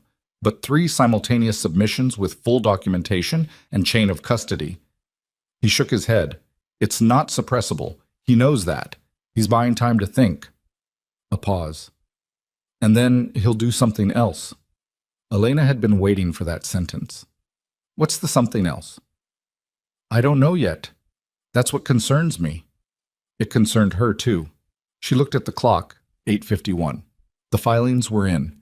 Ricci knew. And now there was a man who'd spent 11 years being patient and careful and calculated, who had just discovered that the game had changed while he was waiting for his deadline to mature. Patient, careful, calculated men were the dangerous kind when they got desperate. The children don't go out today, she said. Agreed. And you don't go out today either. He looked at her. That's not... Adrian. She held his gaze. You are not going somewhere today. Whatever Ricci's next move is, it will happen faster if you're outside this building and he knows where you are. He didn't argue, which told her he'd already made the same calculation. There's a meeting I need to take in person. My legal team. Bring them here. A pause. People don't usually tell me what to do. People who care about whether you survive the day do, she said. He looked at her for a moment, then, I'll have them come here. He pulled out his phone, stopped, looked at her again, differently. Elena? She waited. When this is over, he stopped, started again. I need you to understand that what you've done in the past 6 weeks, what you've done in the past 6 hours, is not something I expected. And it's not something I know how to adequately... Don't, she said. He looked at her. Not right now, she said. When it's over. Say it when it's over. She looked at him steadily. Because it's not over. He held her gaze for a moment, then nodded, then made the call. The legal team arrived at 10. 3 attorneys, 1 investigative accountant, 1 woman who was introduced as a federal liaison and who looked at everything in the apartment with the particular attentiveness of someone professionally trained to notice things, which made 2 of them in the room. They took over the dining table. Elena kept the children in the playroom with a construction project she'd been saving, $40 of balsa wood and craft supplies that she'd ordered online 2 weeks ago for a rainy day, which she had not anticipated being this specific kind of rainy. She set Mateo and Sophia up with the project, explained that they were building a bridge, and that the bridge had to hold the combined weight of every stuffed animal Captain could assemble in his regiment. Sophia took this extremely seriously. Mateo took the engineering aspects extremely seriously. Elena sat with them and handed materials and helped with the structural questions and kept one ear tuned to the hallway. At 11:30, one of the attorneys knocked on the playroom door and asked if she could speak with Elena for a moment. Her name was Catherine Voss, late 40s, efficient, the kind of woman who gave you the impression that she had already identified every exit in the room before she sat down in it. "Mr. Valenti told us about your role last night," Voss said, standing in the hallway. "Identifying the man in the service corridor. The Ricci communication strategy." "Okay," Elena said. "I need to ask you something, and I need a straight answer." Voss looked at her directly. "Do you have any direct communication with anyone outside this household that could be a liability? Family member, friend, former colleague who might be reachable?" Elena's stomach tightened. "My mother. She's in Queens." Voss nodded. "Is she aware of the household situation?" "She knows I work here. She doesn't know specifics." "Has Richie's people made contact with her? Or, well, no. I would know." She paused. "I call her every day." "When did you last call her?" Elena counted backward. The past 22 hours had been yesterday afternoon, before everything last night. Voss was already on her phone. She spoke quietly for 30 seconds, then looked at Elena. "We're going to put a car outside her building. Standard precaution." Elena felt the tightening in her stomach become something else, colder and more specific. "Is she at risk?" "We don't believe so, but Ricci's playbook when a position collapses is to apply pressure on peripheral contacts." Voss said it without softening. "We're being careful." Elena looked at the playroom door. Behind it, she could hear Sophia instructing Matteo on the structural requirements of Captain's Bridge, which apparently needed a ceremonial arch. "Thank you," Elena said. She went back into the playroom. She picked up a piece of balsa wood and handed it to Matteo and said nothing, because there was nothing to say that the children needed to hear.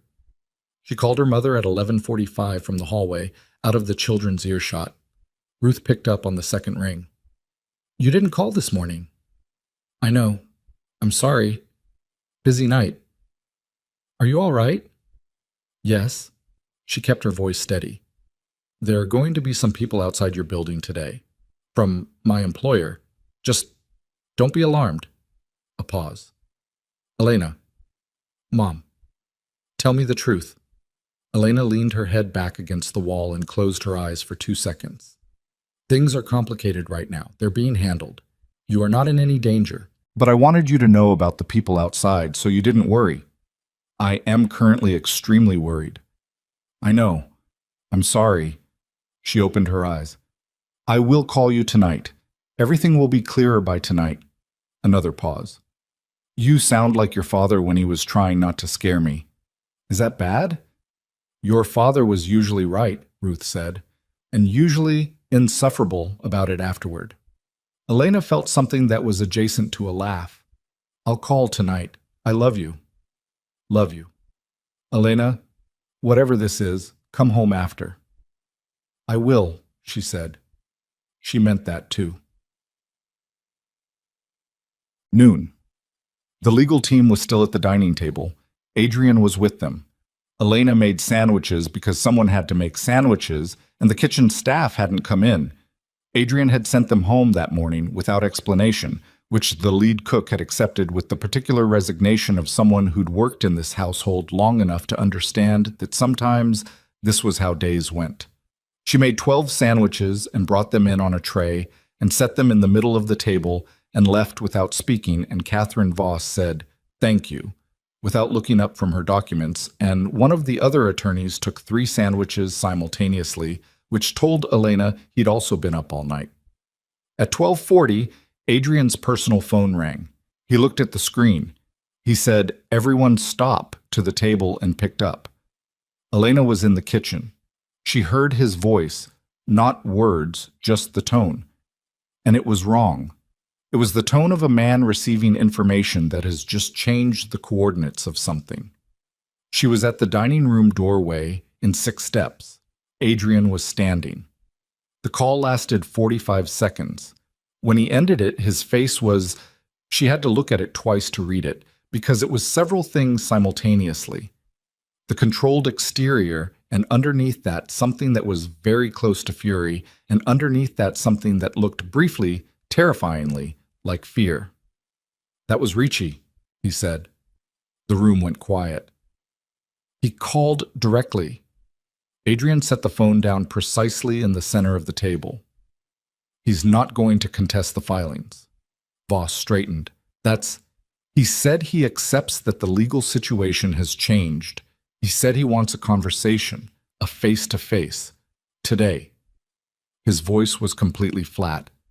He stopped, picked it back up. He said if I don't come to him today, he's going to take a different kind of action. Different how? Voss said. Adrian looked at Elena when he answered. He looked directly at her, and his face was reading her response before he said the words, which told her what the words were going to be before he said them, and she felt the cold thing from that morning move back through her chest. He said the children are vulnerable, Adrian said. He said I should consider how many places they exist in the world outside this building. Schools, medical records, public spaces. He paused. He said that legal filings don't protect people. They just rearrange who's angry. Elena heard her own breathing. He's bluffing, Voss said immediately. He touches children, and I know what he is, Adrian said, still looking at Elena. He's a man who has just lost his primary leverage and is looking for new leverage, and my children are the most visible vulnerability I have. The room was very loud in its silence. Elena thought about the photograph from last night. The street-level shot, clear and deliberate. Mateo's profile. Sophia with Captain. She thought about someone having that shot in their possession, choosing to send it, choosing those particular children as the image in that message. She thought about the nanny job she'd taken at 3 a.m. 6 weeks ago, because the number at the bottom of an ad had meant she could save her mother's house. She thought about Mateo asking, "Are you going to leave?" and herself saying, "I'm not planning on it." She thought about Sophia's arms around Captain the dog. She thought about the man Ricci was, the patience of him, 11 years of it, the willingness to manufacture documentation, to place Caruso inside their household, to take a photograph of 2 small children as a negotiating tool. And she felt something happen in her that wasn't exactly rage and wasn't exactly resolve, but was something that lived between those 2 things and had no word she knew for it. She looked at Adrian. "You're not going to him," she said. "Elena, you're not." Her voice was quiet, but it had a quality that cut through the room in a way that made Voss look up. Meeting him on his terms, at his location, with his people, today, after the filings, but before any protection is formally in place, is exactly what he wants. You walk in there, and you don't walk back out. If you don't go, he uses the children as the next pressure point. I know. She held his gaze. Which means the children can't be here. The room went very still. "I'm listening," Adrian said. "Move them. Tonight. Before dark. Somewhere Ricci doesn't know about. Somewhere that isn't connected to your name or your operations or anyone in this building." She was thinking as she was saying it, building it in real time, which was either genius or catastrophic, and she didn't have the time to determine which. "How many places do you have that are completely off the operational map?" 2. 1 in New Jersey, 1 upstate. "Which one is more isolated?" "Upstate." "Then that's where they go." She paused. "With me?" Adrian stared at her. "You handle Ricci here," she said. "Your team, your lawyers, the filings, the pressure, that's your fight, and you know how to fight it. But you can't do it if you're managing 2 terrified children, and you can't do it if Ricci has them as an active card." She kept her voice even, because if she let it become emotional, she'd lose the room, and she couldn't afford to lose the room. "Take the card off the table," Voss said carefully. "If Ricci finds out where they've been moved," "He won't," Elena said, "because the only people who know are in this room. And the transport team. Minimum. 2 of the 3 I trust on this floor. Nobody else knows the destination until we're in the car." She looked at Adrian. "Tonight, before dark. How long to arrange it?" Adrian was looking at her with an expression she couldn't fully read. Not resistance, something past resistance, something that was working through multiple calculations simultaneously and arriving at the same place she had. 4 hours, he said. "Then we have 4 hours." She moved toward the hallway. "I'm going to go tell the children to pack a bag without scaring them. They're 6 and 4. Packing a bag is going to become an adventure. or it's going to become a crisis, and I need to get ahead of that. She stopped at the doorway. Voss, is my mother's building covered? Cars in place, Voss said. Thank you. Elena looked at Adrian one more time. 4 hours. She went back to the playroom. Sophia had constructed what appeared to be the world's most structurally ambitious bridge from balsa wood and craft tape, and Captain the dog was already positioned in the center of it as a test load. Matteo was examining it with the critical eye of someone who had developed genuine engineering opinions in the last 90 minutes. Update, Sophia said without looking up. The bridge holds Captain. We're testing whether it holds Captain and his deputy. Who's his deputy? Sophia held up a small stuffed rabbit Elena had never seen before, which was apparently part of Captain's military command structure. Great news, Elena said, sitting down. We're going on a trip. Sophia looked up fast. Matteo went still in the way he went still. Elena kept her voice easy, warm, the voice she used for transitions that needed to not become events. An adventure. Your dad needs us to go somewhere fun while he handles some boring adult paperwork. There's a house upstate. I've heard... She hadn't heard anything. She was constructing this in real time. That there's a really good creek nearby, and possibly some excellent bridge testing conditions. Matteo looked at her. Is Papa coming? He'll come when the paperwork is done. She held his gaze. He's going to be right here, and we're going to be safe, and it's temporary. Matteo held the gaze back. He was doing the thing he'd done on the first day. The weighing, the inventory of trustworthy things. Is it bad paperwork? He said. It's complicated paperwork, she said. The kind that takes a day or two to sort out. We've all had complicated homework. He thought about this. Okay, he said, and went back to examining the bridge. Elena exhaled slowly. Can Captain come? Sophia said. Captain is mission critical, Elena said. He absolutely comes. Wow. The 4 hours were the longest 4 hours Elena had ever moved through. She packed her own bag in 11 minutes. She helped the children pack theirs in 40. Sophia's packing process involved consulting Captain about each item, which added significant time but was non-negotiable. She checked the hallway twice. She ate half a sandwich standing at the kitchen counter.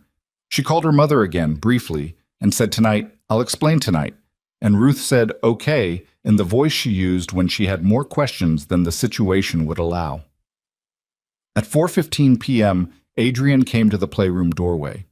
He looked at the children, at their packed bags by the wall, at Sophia holding Captain, at Matteo standing with his arms at his sides in the posture he used when he was scared but was trying not to show it. Adrian looked at them for a moment before he spoke, and Elena saw something in his face that she thought was probably the hardest thing about being the parent he was trying to become.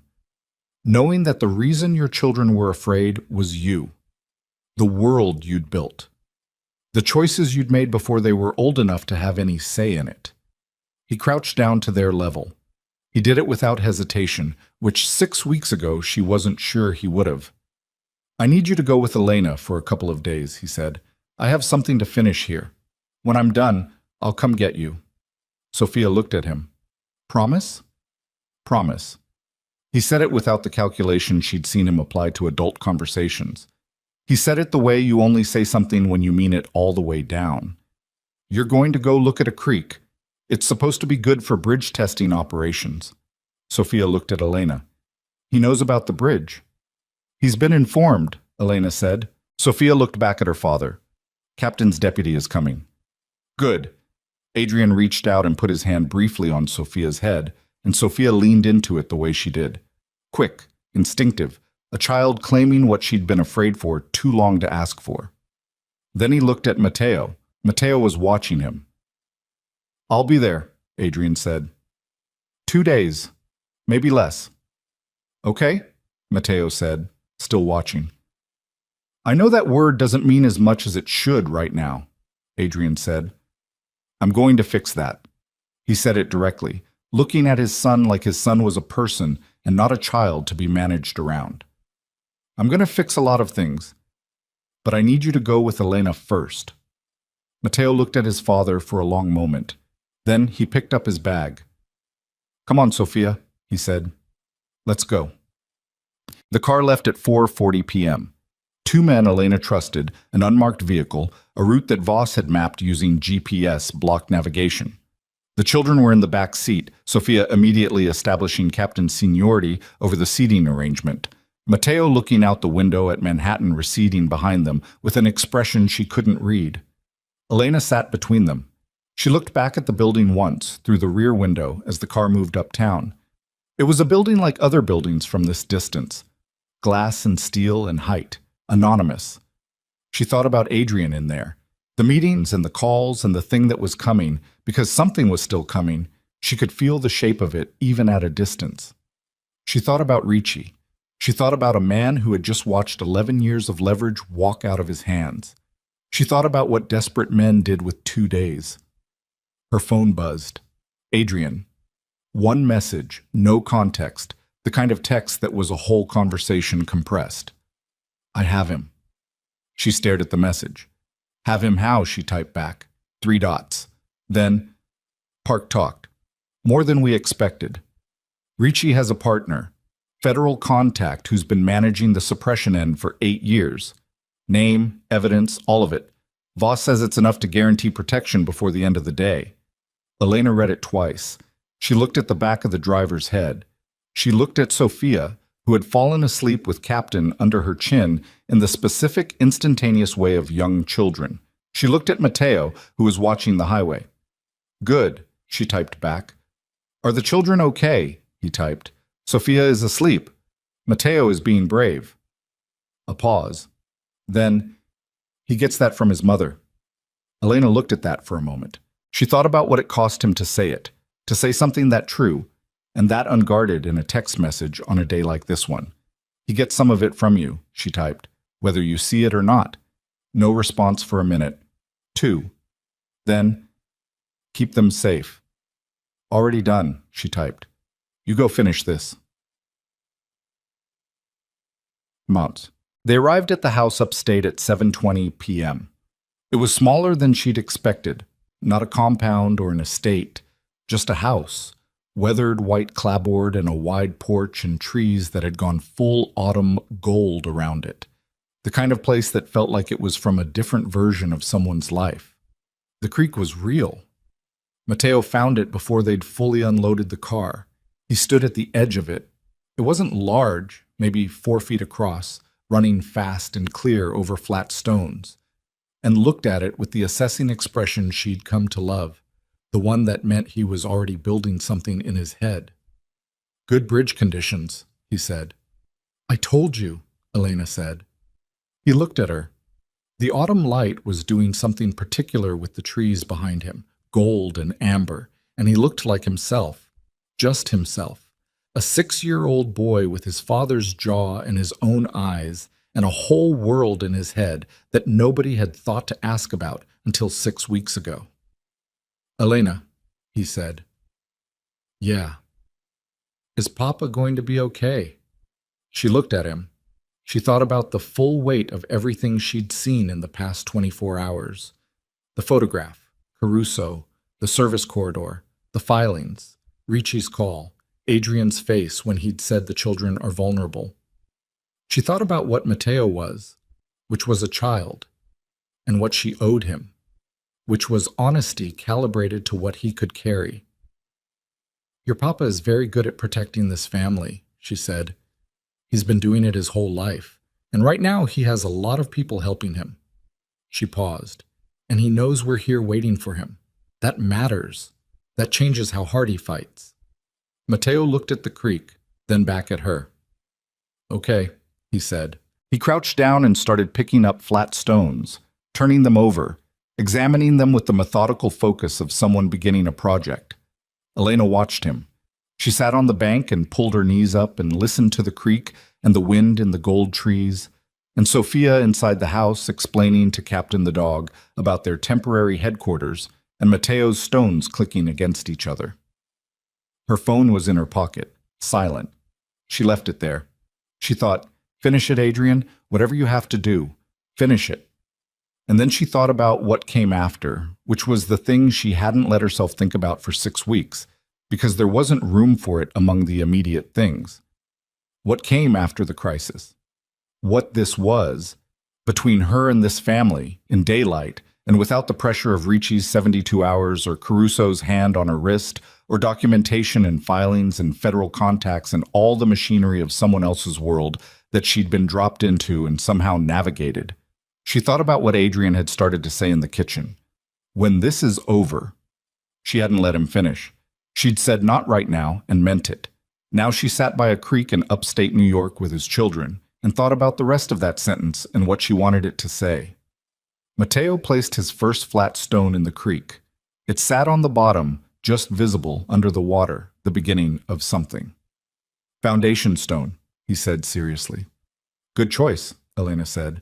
She picked up a stone of her own and handed it to him, and he placed it deliberately next to the first one, and the creek kept moving around both of them, cold and constant. And behind them the house held its light against the coming dark. And somewhere in Manhattan, the thing that had been building for 11 years was reaching its end, and part 5, hồi kết của kịch bản điện ảnh này, được triển khai với dung lượng 4.000 đến 4.500 từ. Bắt đầu trực tiếp từ điểm kết thúc của part 4, yêu cầu bắt đầu bằng việc giải quyết triệt để đỉnh điểm cao trào từ phần trước. Cuộc đối đầu cuối cùng phải diễn ra khốc liệt và chân thực, nơi mỗi cái giá phải trả đều trở nên đắt đỏ và không có chiến thắng nào là dễ dàng. Hãy đảm bảo mỗi nút thắt, bí mật và mâu thuẫn từ part 1 được phơi bày và xử lý trọn vẹn, standalone ending, không để lại bất kỳ chi tiết thua hay mở ra phần tiếp theo. Duy trì giống văn mỹ thô ráp nhưng sâu lắng, tập trung vào sự biến đổi nội tâm của nhân vật sau cơn bão. Hồi thoại trong phần này cần mang sức nặng của sự chai đồi, cay đắng và chân thực, lồng ghép tinh tế những thông điệp về bản chất con người và ý chí sinh tồn thông qua hành động thay vì triết lý suông. Hãy kể theo ngôi thứ 3, triển khai chi tiết từng phân cảnh, scene by scene, với nhịp điệu chấm dần về cuối để tạo sự lắng động, tuyệt đối không sử dụng gạch đầu dòng, tiêu đề phụ hay nhắc đến thực thể tôn giáo. Hãy trình bày trực tiếp trong tin nhắn, viết cực kỳ chi tiết từng ánh mắt, cử chỉ và hơi thở cuối cùng của câu chuyện. Nếu đặt giới hạn phản hồi, hãy dừng lại ở một câu rạng rỡ để tôi ra lệnh viết tiếp nhằm đảm bảo độ sâu sắc nhất cho kịch bản lồng tiếng 2 tiếng. Chỉ đàn bắt buộc. Đây là một câu chuyện điện ảnh hoàn toàn hư cấu nhằm mục đích giải trí, không dựa trên bất kỳ sự kiện hay nhân vật có thật nào. Lưu ý đặc biệt quan trọng, nếu đạt đến giới hạn trả lời, không được dựng giữa câu, hãy viết nốt câu đó hoàn chỉnh, không mở rộng nội dung. Show more, the creek kept moving. That was the thing Elena held on to during the hours that followed. The sound of it, constant and indifferent. Water over stones. The world continuing its business regardless of what was happening 200 miles south in a Manhattan that felt, from this porch, like a country she'd visited once and wasn't sure she wanted to return to. She put the children to bed at 8:30. Sophia went down fast, the way she always did when she was physically tired, captain tucked under her chin, the unfamiliar ceiling above her apparently not a problem when you were 4 and exhausted from a day of bridge engineering and car travel. Mateo took longer. He lay in the small upstairs bedroom with its slanted ceiling and looked at the window. Same habit, different window, same dark outside it. And Elena sat on the edge of the bed the way she had at 11 p.m. back in the penthouse, waiting. What time will we know? He said. Know what? If everything's okay. She looked at her phone. 8:47. Nothing from Adrian since the text about Park. She'd sent one message at 7 o'clock asking for an update, and gotten a single word back. Working. I don't know exactly, she said. But your dad said 2 days, maybe less. I think less. How do you know? Because he's very good at what he does. She paused, and because he has a reason to be fast. Mateo looked at her in the dim light. Us. You, she said. And Sophia. Yes. He was quiet for a moment. Outside, the trees moved in wind she couldn't hear from inside. Just see. The branches shifting, the last of the gold light gone, and the sky settling into the deep blue black of upstate dark. The kind of dark that doesn't exist in the city. Elena, he said. Yeah. Are you going to stay? After. He said it carefully, the way he said the things he most needed to ask. I know you came for a job. I know that's what it was. But are you going to stay? She looked at him. She thought about the ad at 11:47 p.m., the NDA, the number at the bottom of the listing that had meant she could save her mother's house. She thought about where the job ended and where something else began, and whether that line was visible from where she was sitting or whether she'd crossed it so gradually that she couldn't locate the moment anymore. Yes, she said, I'm going to stay. Because of the job. No, she said, not because of the job. He looked at her for a long moment. Then he turned onto his side, facing the window, and pulled the blanket up. Okay, he said. She sat there until his breathing changed. Then she went downstairs and sat on the porch in the cold and watched the dark and waited. At 11:23 p.m., her phone rang. She picked up before the second ring. Adrian? It's done. His voice was, she couldn't fully place it, wrung out. Something that had been compressed for a very long time and was now decompressed, and the structure of it hadn't caught up yet. Ricci's federal contact was arrested at 7 o'clock. Ricci himself was taken into custody at his home in Greenwich at 9:45. A pause. Park is cooperating fully with the federal investigation. Voss says the cooperation agreement is substantial. Elena sat very still on the porch. The cold was real. She hadn't brought a jacket, and the temperature had dropped. She felt it on her arms and didn't move. Are you hurt? She said. No. Is anyone? No, it didn't come to that. He paused. There was a moment when it might have. Ricci sent 2 men to the building at 6 p.m. They didn't get past the lobby. His voice went flat on that last part in a way she understood meant there was more to that sentence that she didn't need and he wasn't going to give her. The security team held. She exhaled. She hadn't known she was holding it. The children, he said, asleep, both of them. They're okay. She heard something in the silence on his end, a long exhale, the kind that carries the weight of an entire day inside it. I'll come tomorrow morning, he said, early. There are things here that need to be handled before I leave, documents Voss needs me to review, but I'll be there before noon. Okay. Elena. A pause. I need you to know that the documentation Ricci had, all of it, real and fabricated, has been seized as evidence. Voss says the fabricated portions are already being flagged by the federal team. The chain of construction is clear. Another pause. It's not going to be clean for me. There are real things in those files, and they're going to be examined, and there will be a period of legal exposure. I want to be honest with you about that. She looked at the dark tree line. How bad? Uncertain. Voss thinks the cooperation I've provided, combined with what Crane's testimony establishes about Ricci's coercive relationship with my operation over the years, creates significant mitigation. He said this like a man who had been given cautious news and was relaying it accurately rather than optimistically. It's not over, it's just the immediate danger is over. That's enough for tonight, Elena said. Is it? Yes. She pulled her knees up to her chest on the porch chair. You did what needed doing. Come see your kids tomorrow. The rest gets figured out piece by piece. He was quiet for a moment. She could hear him breathing. You stayed, he said. Not accusatory. Not even surprised exactly. Just said, I told you I wasn't planning on leaving, she said. You said that 6 weeks ago and I didn't fully believe it. I know. I believe it now. She sat with that. The creak was audible from here, faintly, behind the house, running in the dark. The cold was in her bones, but she didn't go inside yet. Get some sleep, she said. You sound like a person who's been awake for 30 hours. 31, he said. Go.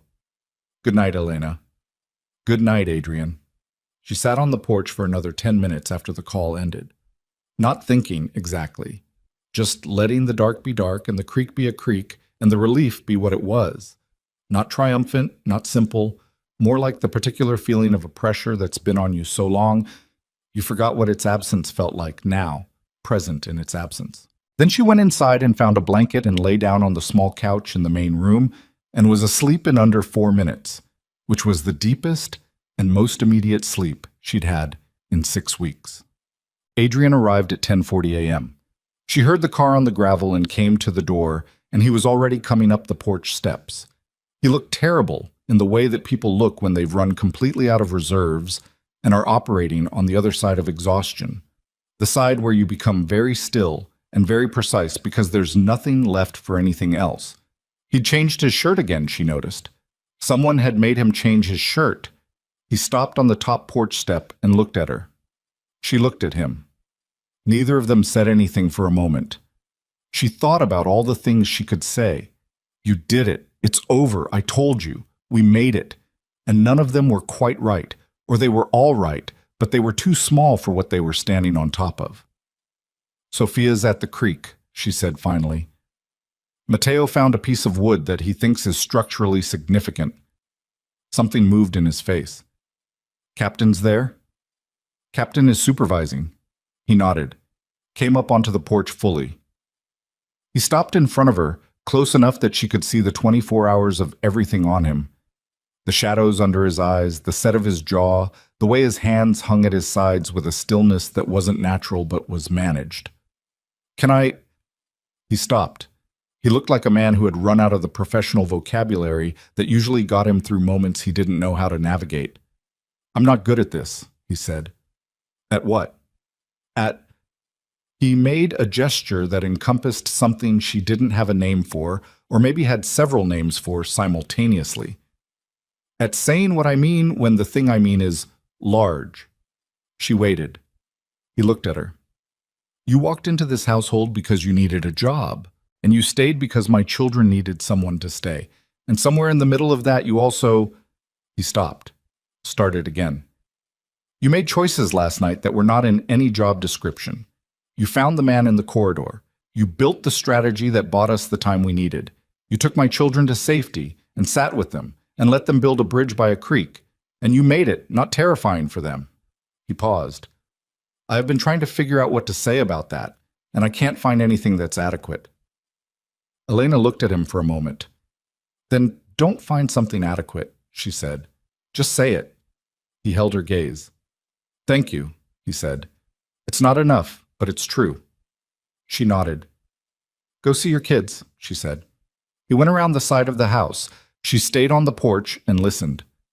After a moment, she heard Sophia's voice, high and immediate, and then a sound she'd heard before but still wasn't fully prepared for. Adrian Valenti laughing. Not the almost smile she'd been cataloging for 6 weeks. An actual laugh, surprised out of him by whatever Sophia had said, real and brief and entirely unguarded. Elena turned and leaned her arms on the porch railing and looked at the trees. She was smiling. She let herself. Onchan. They stayed 2 more days. It wasn't planned. Adrian made calls from the porch and reviewed documents that Voss sent electronically and had 3 conversations with attorneys that Elena didn't try to hear, and the rest of the time he was at the creek.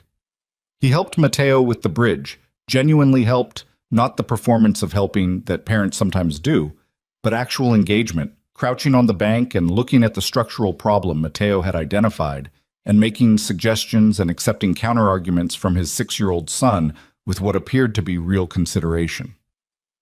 On the second afternoon, Elena was sitting on the bank watching this.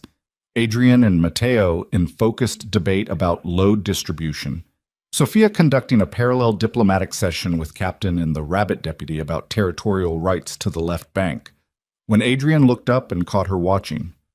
She didn't look away. He held the look for a moment. Something in it that she'd been seeing build for weeks. The thing that didn't have a careful name, that she'd been making herself not name because she'd told herself she was the nanny, and there were clear lines, and some things needed to not be complicated while other things were already complicated enough. Matteo placed a stone. There, Matteo said. That's the keystone. Adrian looked at the bridge. It was substantial now, 4 days of work, spanning the creek completely with a flat surface of fitted stones and 2 larger rocks as anchors. He looked at it the way you look at something a child has built, when you want to say good job, and it's insufficient because it is actually genuinely impressive. That'll hold, Adrian said. It'll hold Captain and the deputy and Elena, Matteo said. We tested the weight estimate. You estimated my weight, Elena said. Approximated. Matteo said, with dignity. Sophia placed Captain carefully in the center of the bridge. He sat there, small and battered, and loved most of his fur off, and the creek moved around the stones on either side of him, and the bridge held. On the third day, they drove back to the city. It was different, the building. She noticed it the moment the elevator opened. Not the physical space, that was the same marble and glass and too clean light, but the quality of the air in it. The particular held-breath tension that had been layered into the walls for 6 weeks was gone, or partially gone, or gone enough to notice. The security team was different again. Smaller, and every face was one she recognized from before Caruso, which meant Adrian had gone back to people he'd had long enough to have actual reason to trust. Santos nodded at her when she came off the elevator, and it was the nod of someone acknowledging a person who'd earned acknowledgement. She went to her room first, set her bag down, stood there for a moment. The room was the same, larger than her apartment, mildly absurd, the window looking north over the city. She'd lived in this room for 6 weeks, and it still didn't quite feel like hers, and she wasn't sure whether that was because it wasn't or because she hadn't let it be. She opened the window a few inches. October cold. The city below doing what it always did, indifferent and continuous. She thought about her mother. She called Ruth before dinner. Ruth picked up on the first ring, which she'd been doing since the car appeared outside her building 3 days ago. Something Elena was going to have to fully explain and was not looking forward to. "You're back," Ruth said. "We're back." And it's handled. It's complicated, but the immediate, it's handled. A pause. "Are you safe?" "Yes." "Are the children safe?" "Yes." "Is he—" Ruth stopped. Elena could hear her choosing how to frame it. "Is the man safe?" Elena looked at the window. "Yes. Working through some things, but yes." Ruth was quiet for a moment. "Elena, I need you to tell me what you've gotten yourself into. Not tonight necessarily, but soon." "Soon," Elena said. "I promise." "You've been promising me things for 6 weeks." "I've been keeping them too." A pause. Ruth made the sound she made when she was trying not to agree out loud because she didn't want to give Elena the satisfaction. "The people outside my building. Are they gone?" "Yes. As of this morning." "Good. The downstairs neighbor thought I'd gotten into trouble." Ruth paused. "She's not wrong." "Her assessment of the situation is partially correct," Elena said, "but it's resolving." "This man," Ruth said, "this employer of yours. What about him? What is he to you?" Elena sat down on the edge of the bed, looked at the window.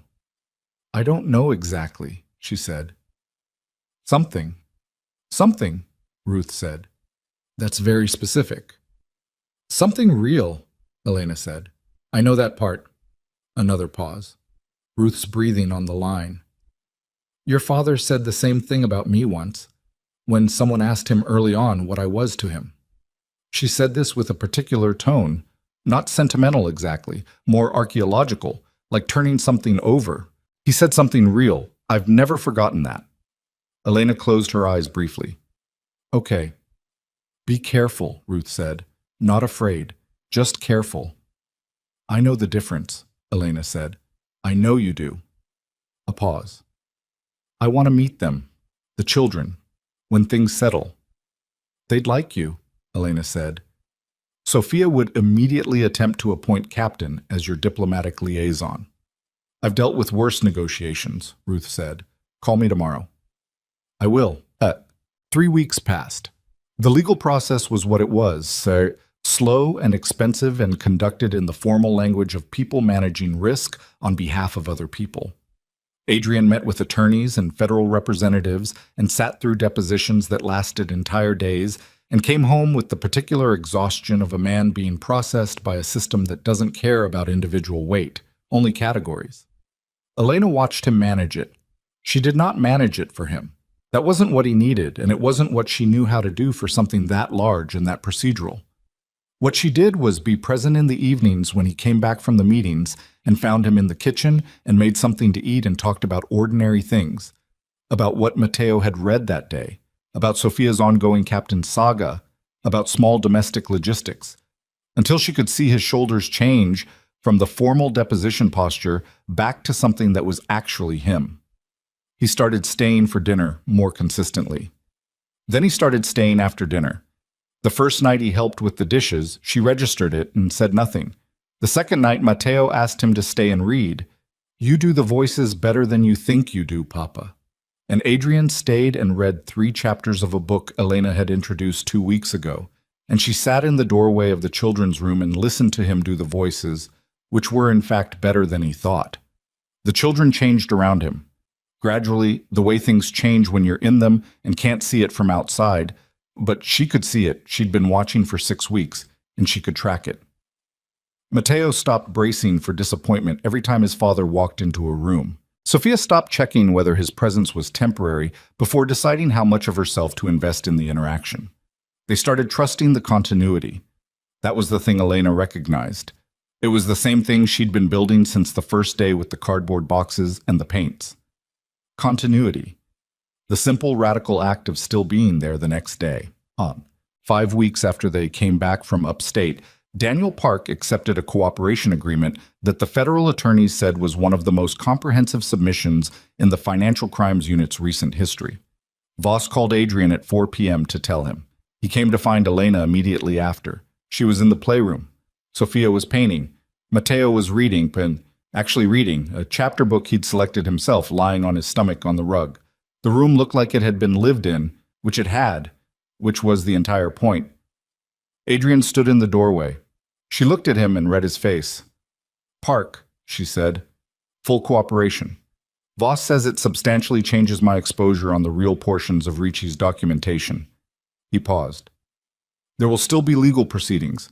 I'm not walking away from everything clean, but—" He stopped. "But—" "The fabricated documentation is being formally discredited, including the file about Claudia." He said his wife's name quietly, like something he'd had to practice saying again after years of not. "The file claiming I arranged it. Crane's testimony plus the construction records. It's being formally classified as manufactured." His voice was even, but something in the evenness was working hard.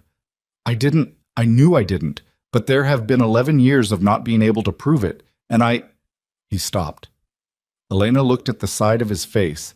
He looked at the ceiling for a moment. He was not going to cry in the playroom in front of his children. She could see the architecture of that decision happening in real time, the same way she hadn't cried in the kitchen 3 weeks ago. There was something almost tender about watching someone else practice the same restraint you'd imposed on yourself. "Come on," she said quietly. She stood, touched his arm, steered him back into the hallway, pulled the door halfway closed behind them. In the hallway, he leaned one shoulder against the wall and put his hand over his face for about 10 seconds. She stood next to him and didn't say anything. After the 10 seconds, he took it away and looked at the ceiling and took a slow breath. 11 years, he said. To the ceiling, not to her. "I know. I spent 11 years. He stopped. Claudia would have. He stopped again. He couldn't find the end of that sentence, or there were too many ends, or the end was too private for the hallway. "You don't have to finish that," Elena said. He lowered his gaze from the ceiling, looked at her. He was close. The hallway was narrow, and they were standing near each other, and he looked at her the way he'd looked at her from across the creek bank, the look she'd been not naming for weeks. "When I walked into the playroom on your first day," he said, "and found you covered in paint arguing with my son about pirate logic." Something moved in his face that was not grief and not quite the smile either, but something that lived in the house between them. "I thought you were going to be the same as the others. Someone I'd have to replace in 3 weeks. "You tried to have me replaced in 3 weeks, she said.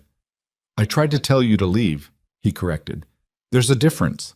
I didn't want you to leave. I wanted you to be sensible enough to leave so I didn't have to watch you get hurt." He paused. "You didn't leave." "No.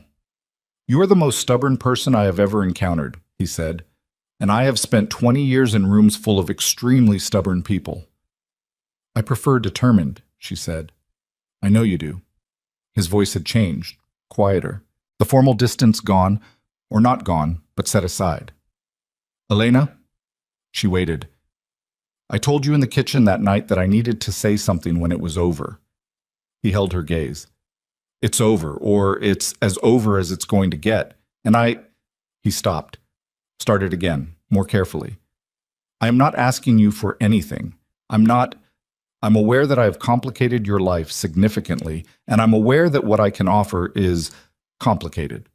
Still, even now, the legal process isn't finished. The restructuring of the business is going to take years, and I am... He paused. I'm not an easy person. I noticed, she said. So I'm not asking, he said. I'm just telling you that that being around you is the first time in 11 years that this household has felt like something worth staying in. And I needed to say that while I was sober and rested and not in the middle of a crisis, so you'd know I meant it. Elena looked at him. She thought about what she'd said to Matteo on the first day. The only thing I can do is still be here tomorrow, and then the day after that, and then the day after that, until you decide for yourself. She thought about how she'd been applying the same logic to his father without fully acknowledging she was doing it. Adrian, she said. Yes. You said you're not asking for anything. Yes? What if I am? He went still. Not the controlled stillness. The other kind. She looked at him directly. I'm not going to pretend I ended up here by accident, and I'm not going to pretend that what I feel about this family is entirely professional. It hasn't been for a while. She paused. I'm not asking for clean or simple because I'm not naive. But I'm also not going to stand in this hallway and pretend the last 6 weeks were just employment. He looked at her for a long moment. What are you asking for? He said. Honesty, she said, with me and with the children, about what this is and what it's becoming. No more managing information to protect people from worrying.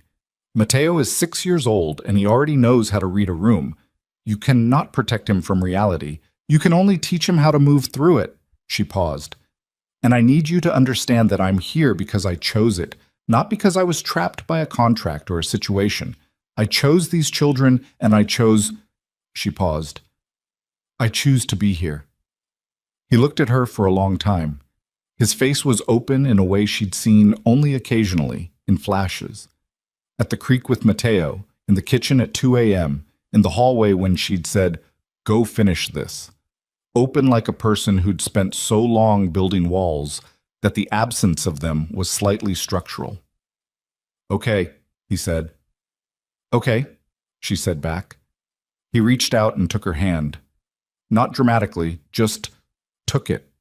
His hand was warm and slightly rough and entirely real, and she held it, and they stood in the hallway outside the playroom where his children were painting and reading and being themselves, and that was all, and it was enough.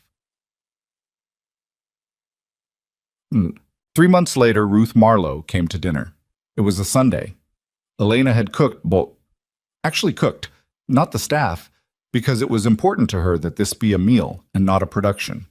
She made the pasta she'd learned from her college roommate's mother, the one that took 40 minutes and never looked right until the last 5. Adrian set the table, which he did with the careful attention of a man who hadn't done it in a long time and was relearning that he liked the simplicity of it. Matteo appointed himself official greeter and stood by the elevator in a sweater he'd chosen himself, which had a picture of a dog on it that he insisted bore no resemblance to Captain, who was a military figure and would not appreciate being reduced to knitwear. Sophia had made Ruth a drawing. She'd been working on it for 2 days in secret, or secret in the way that 4-year-olds are secret, which meant Elena knew and Adrian knew, and Matteo definitely knew, but nobody had told Sophia they knew. Ruth came off the elevator and Matteo said, "Welcome to our home," with the gravity of someone who had rehearsed, and Ruth shook his hand with the equal gravity of someone who understood immediately that he required to be taken seriously, and Matteo's face did the thing it did now more often, the thing that wasn't braced and waiting, but just open, just glad. Sophia appeared from behind Elena's leg and held out the drawing. It was Captain, or a version of Captain. Sophia's artistic style was impressionist at best, standing in front of a building that was either the penthouse or a castle, surrounded by figures that were identifiably a tall man, a shorter woman, 2 children, and a woman with curly hair that Elena recognized with a jolt as her mother. Ruth looked at the drawing for a long moment. "Captain," she said. He wanted to meet you, Sophia said. He's very selective about who he meets. I'm honored, Ruth said. She crouched down, which was not easy on her joints, and she did it anyway. What does Captain do exactly? I've heard a lot about him. Sophia looked at her with the expression of someone being asked to explain something that should be obvious. He's in charge of everything, she said. Ruth looked at Elena over Sophia's head. Her eyes were doing something that Elena recognized from 26 years of being her daughter, the thing they did when Ruth Marlowe was feeling something significant and was choosing not to make a production of it. That makes sense, Ruth said. My daughter's like that too. Dinner was loud. Not the strategic loudness of a household performing normalcy, but the actual noise of people eating together who were comfortable enough to talk over each other. Ruth asked Mateo what he was reading. The answer was a 12-minute summary that covered plot, character motivation, and Mateo's specific critiques of the pacing in Chapter 7. Ruth engaged with every single point, including the pacing critique, which she said she agreed with, which immediately made her Mateo's preferred person at the table. Sophia spent most of dinner on her chair, but migrated gradually toward Ruth until she was leaning against Ruth's arm and explaining Captain's complete legal history, which had grown considerably in complexity over the past 3 months. Adrian was quiet more than he spoke. He ate, and he watched his children. And occasionally he looked at Elena across the table with an expression she'd stopped trying to decode and started just accepting. Something that was present and real and didn't need to be analyzed any more than the creek needed to be analyzed to be a creek. After dinner, he and Elena did the dishes while Ruth sat with the children in the living room. Elena could hear her mother's voice, steady, warm, capable of the same thing Elena had always tried to be in the classroom, which was fully present, present enough that kids could feel it. Your mother, Adrian said, handing her a pot. Yes. He paused. She's where you learned it. Learned what? He looked for the words. How to be in a room without flinching. He paused. How to make a room feel like somewhere you can be. Elena looked at the pot in her hands. She thought about her mother's apartment in Queens, the small kitchen, the bills on the table, the two of them at 11 p.m. after Elena's father died, deciding what the shape of their life was going to be going forward. She thought about the specific education of growing up in a home where love was not a given, but a practice, a daily choice. She had to figure it out herself, Elena said. My father died when I was 13. She had to decide what kind of person she was going to be after that. Adrian was quiet. She decided to be the kind who stayed, Elena said. Whatever happened. She stayed. He took the pot and dried it. Didn't say anything. He didn't need to. 7 months after Elena had come off that elevator into the Valenti penthouse, with a canvas bag and a rolling suitcase and absolutely no preparation, she was standing in the playroom where it had all started. It was different now. The art supplies were more extensive. She'd reorganized them twice and stopped apologizing for the chaos. There were books on a shelf she'd put up, ones she'd brought and ones that had accumulated. There was a corner that had become designated diplomatic space for Captain's ongoing operations, which Sophia governed with absolute authority. The table where she'd first made paint-covered chaos with 2 guarded children was covered now in the debris of a Tuesday afternoon. Mateo's current chapter book, Sophia's latest drawing project, a half-finished model that Adrian had started with Mateo on a Sunday and left in progress because leaving things in progress meant coming back. Elena stood in the center of it. She thought about the night she'd taken the job, the desperation of it, the number at the bottom of the ad, the bills on the kitchen table. She thought about how clear it had seemed then. Take the job, save the money, help her mother. Simple, transactional. She thought about what had happened instead, not the danger. She'd made her peace with the shape of that, what it had asked of her, what she'd learned she was capable of when she had to be. Not the resolution. Richie's trial was ongoing, the legal proceedings were slow and complicated, the Valenti name was in the process of meaning something different than it had for a long time, which took time. Not even Adrian, or not only Adrian. The thing she thought about was simpler than that. She thought about Mateo asking, "Are you going to leave with his eyes on the Tower of Blocks?" Not looking at her, because looking made it too much to ask. She thought about Sophia's arms around Captain. She thought about what it felt like to have someone stay. She heard footsteps in the hallway, light, running ones, which was Sophia, then heavier, deliberate ones, Matteo, who at 6 years old had already developed a distinct walk, a gait that meant he was paying attention to something. Then a third set, slower, coming from the direction of the office. Sophia appeared in the doorway first, breathless, holding Captain and what appeared to be a large piece of paper. "I made something," she announced. "For who?" Elena said. Sophia came fully into the room and held out the paper. It was another drawing.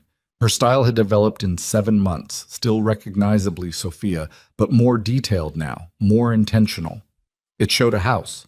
Not the penthouse, a house with a yard, the kind Sophia had seen in picture books and apparently filed away. In front of the house were 4 figures. Small, somewhat abstract, identifiable by specific details. The tallest one had a tie. The second one had a book. The smallest one held a dog. And the fourth one, the one between the tallest and the children, had paint on her hands. Deliberate, specific, painted a careful brown, because Sophia had noticed that Elena's hands were usually paint-stained and she had decided this was worth capturing. "That's us," Sophia said. "Our family." Elena looked at the drawing. She thought she'd promised herself she wasn't going to cry in this apartment. She took the drawing carefully. "It's perfect," she said. "I know," Sophia said, with the serene confidence of someone who does not suffer from false modesty. Matteo came in behind her, glanced at the drawing, glanced at Elena's face. He had the look he got when he was recording something for his internal inventory of trustworthy things. Adrian appeared in the doorway. He looked at the drawing in Elena's hands, looked at Sophia, looked at Matteo, looked at Elena last, and his face was the open one, the one with the walls down, the one that had taken 6 weeks to appear and 4 months to become something she could count on seeing. Sophia tugged his hand. "Look what I made, Papa." He crouched down, looked at the drawing. "That's us," he said. "I told Elena that," Sophia said. "She said it was perfect. She was crying a little." "I was not," Elena said. "Your eyes were doing the wet thing." "That's allergies." Sophia looked at her with the expression of a 4-year-old who does not believe in allergies as an explanation. "Papa," she said, "does Elena have allergies?" Adrian looked at Elena. "No," he said, "she doesn't." Elena looked at the ceiling. "Elena," Sophia said, with the patient tone of a child who has decided to be generous. "It's okay to cry about a good drawing." Matteo made a sound that was very specifically not a laugh, and was completely a laugh. Elena looked at the 4 of them, at Sophia holding Captain with absolute authority, at Matteo failing to not smile, at Adrian crouched between his children, looking up at her with the expression she'd stopped trying to be careful around. And she thought about the woman who had walked off an elevator 7 months ago with a canvas bag and a number in her head and absolutely no idea. She thought about what it cost to stay somewhere, not in money, not in negotiation, but in the actual substance of yourself, the daily choice of it, the recommitting, the showing up on the days when showing up is hard and unremarkable and necessary anyway. She thought about how you couldn't know, going in, whether something was worth that cost. You could only find out by doing it. She looked at the drawing in her hands, the 4 figures in front of a house. Paint on her hands, captured in crayon by a 4-year-old who paid attention. She had come here for a job. She had found something she didn't have a word for that was larger than a word anyway. She set the drawing on the table, carefully, where it could dry. "Okay," she said. "Who wants to help me make dinner?" Everyone moved at once.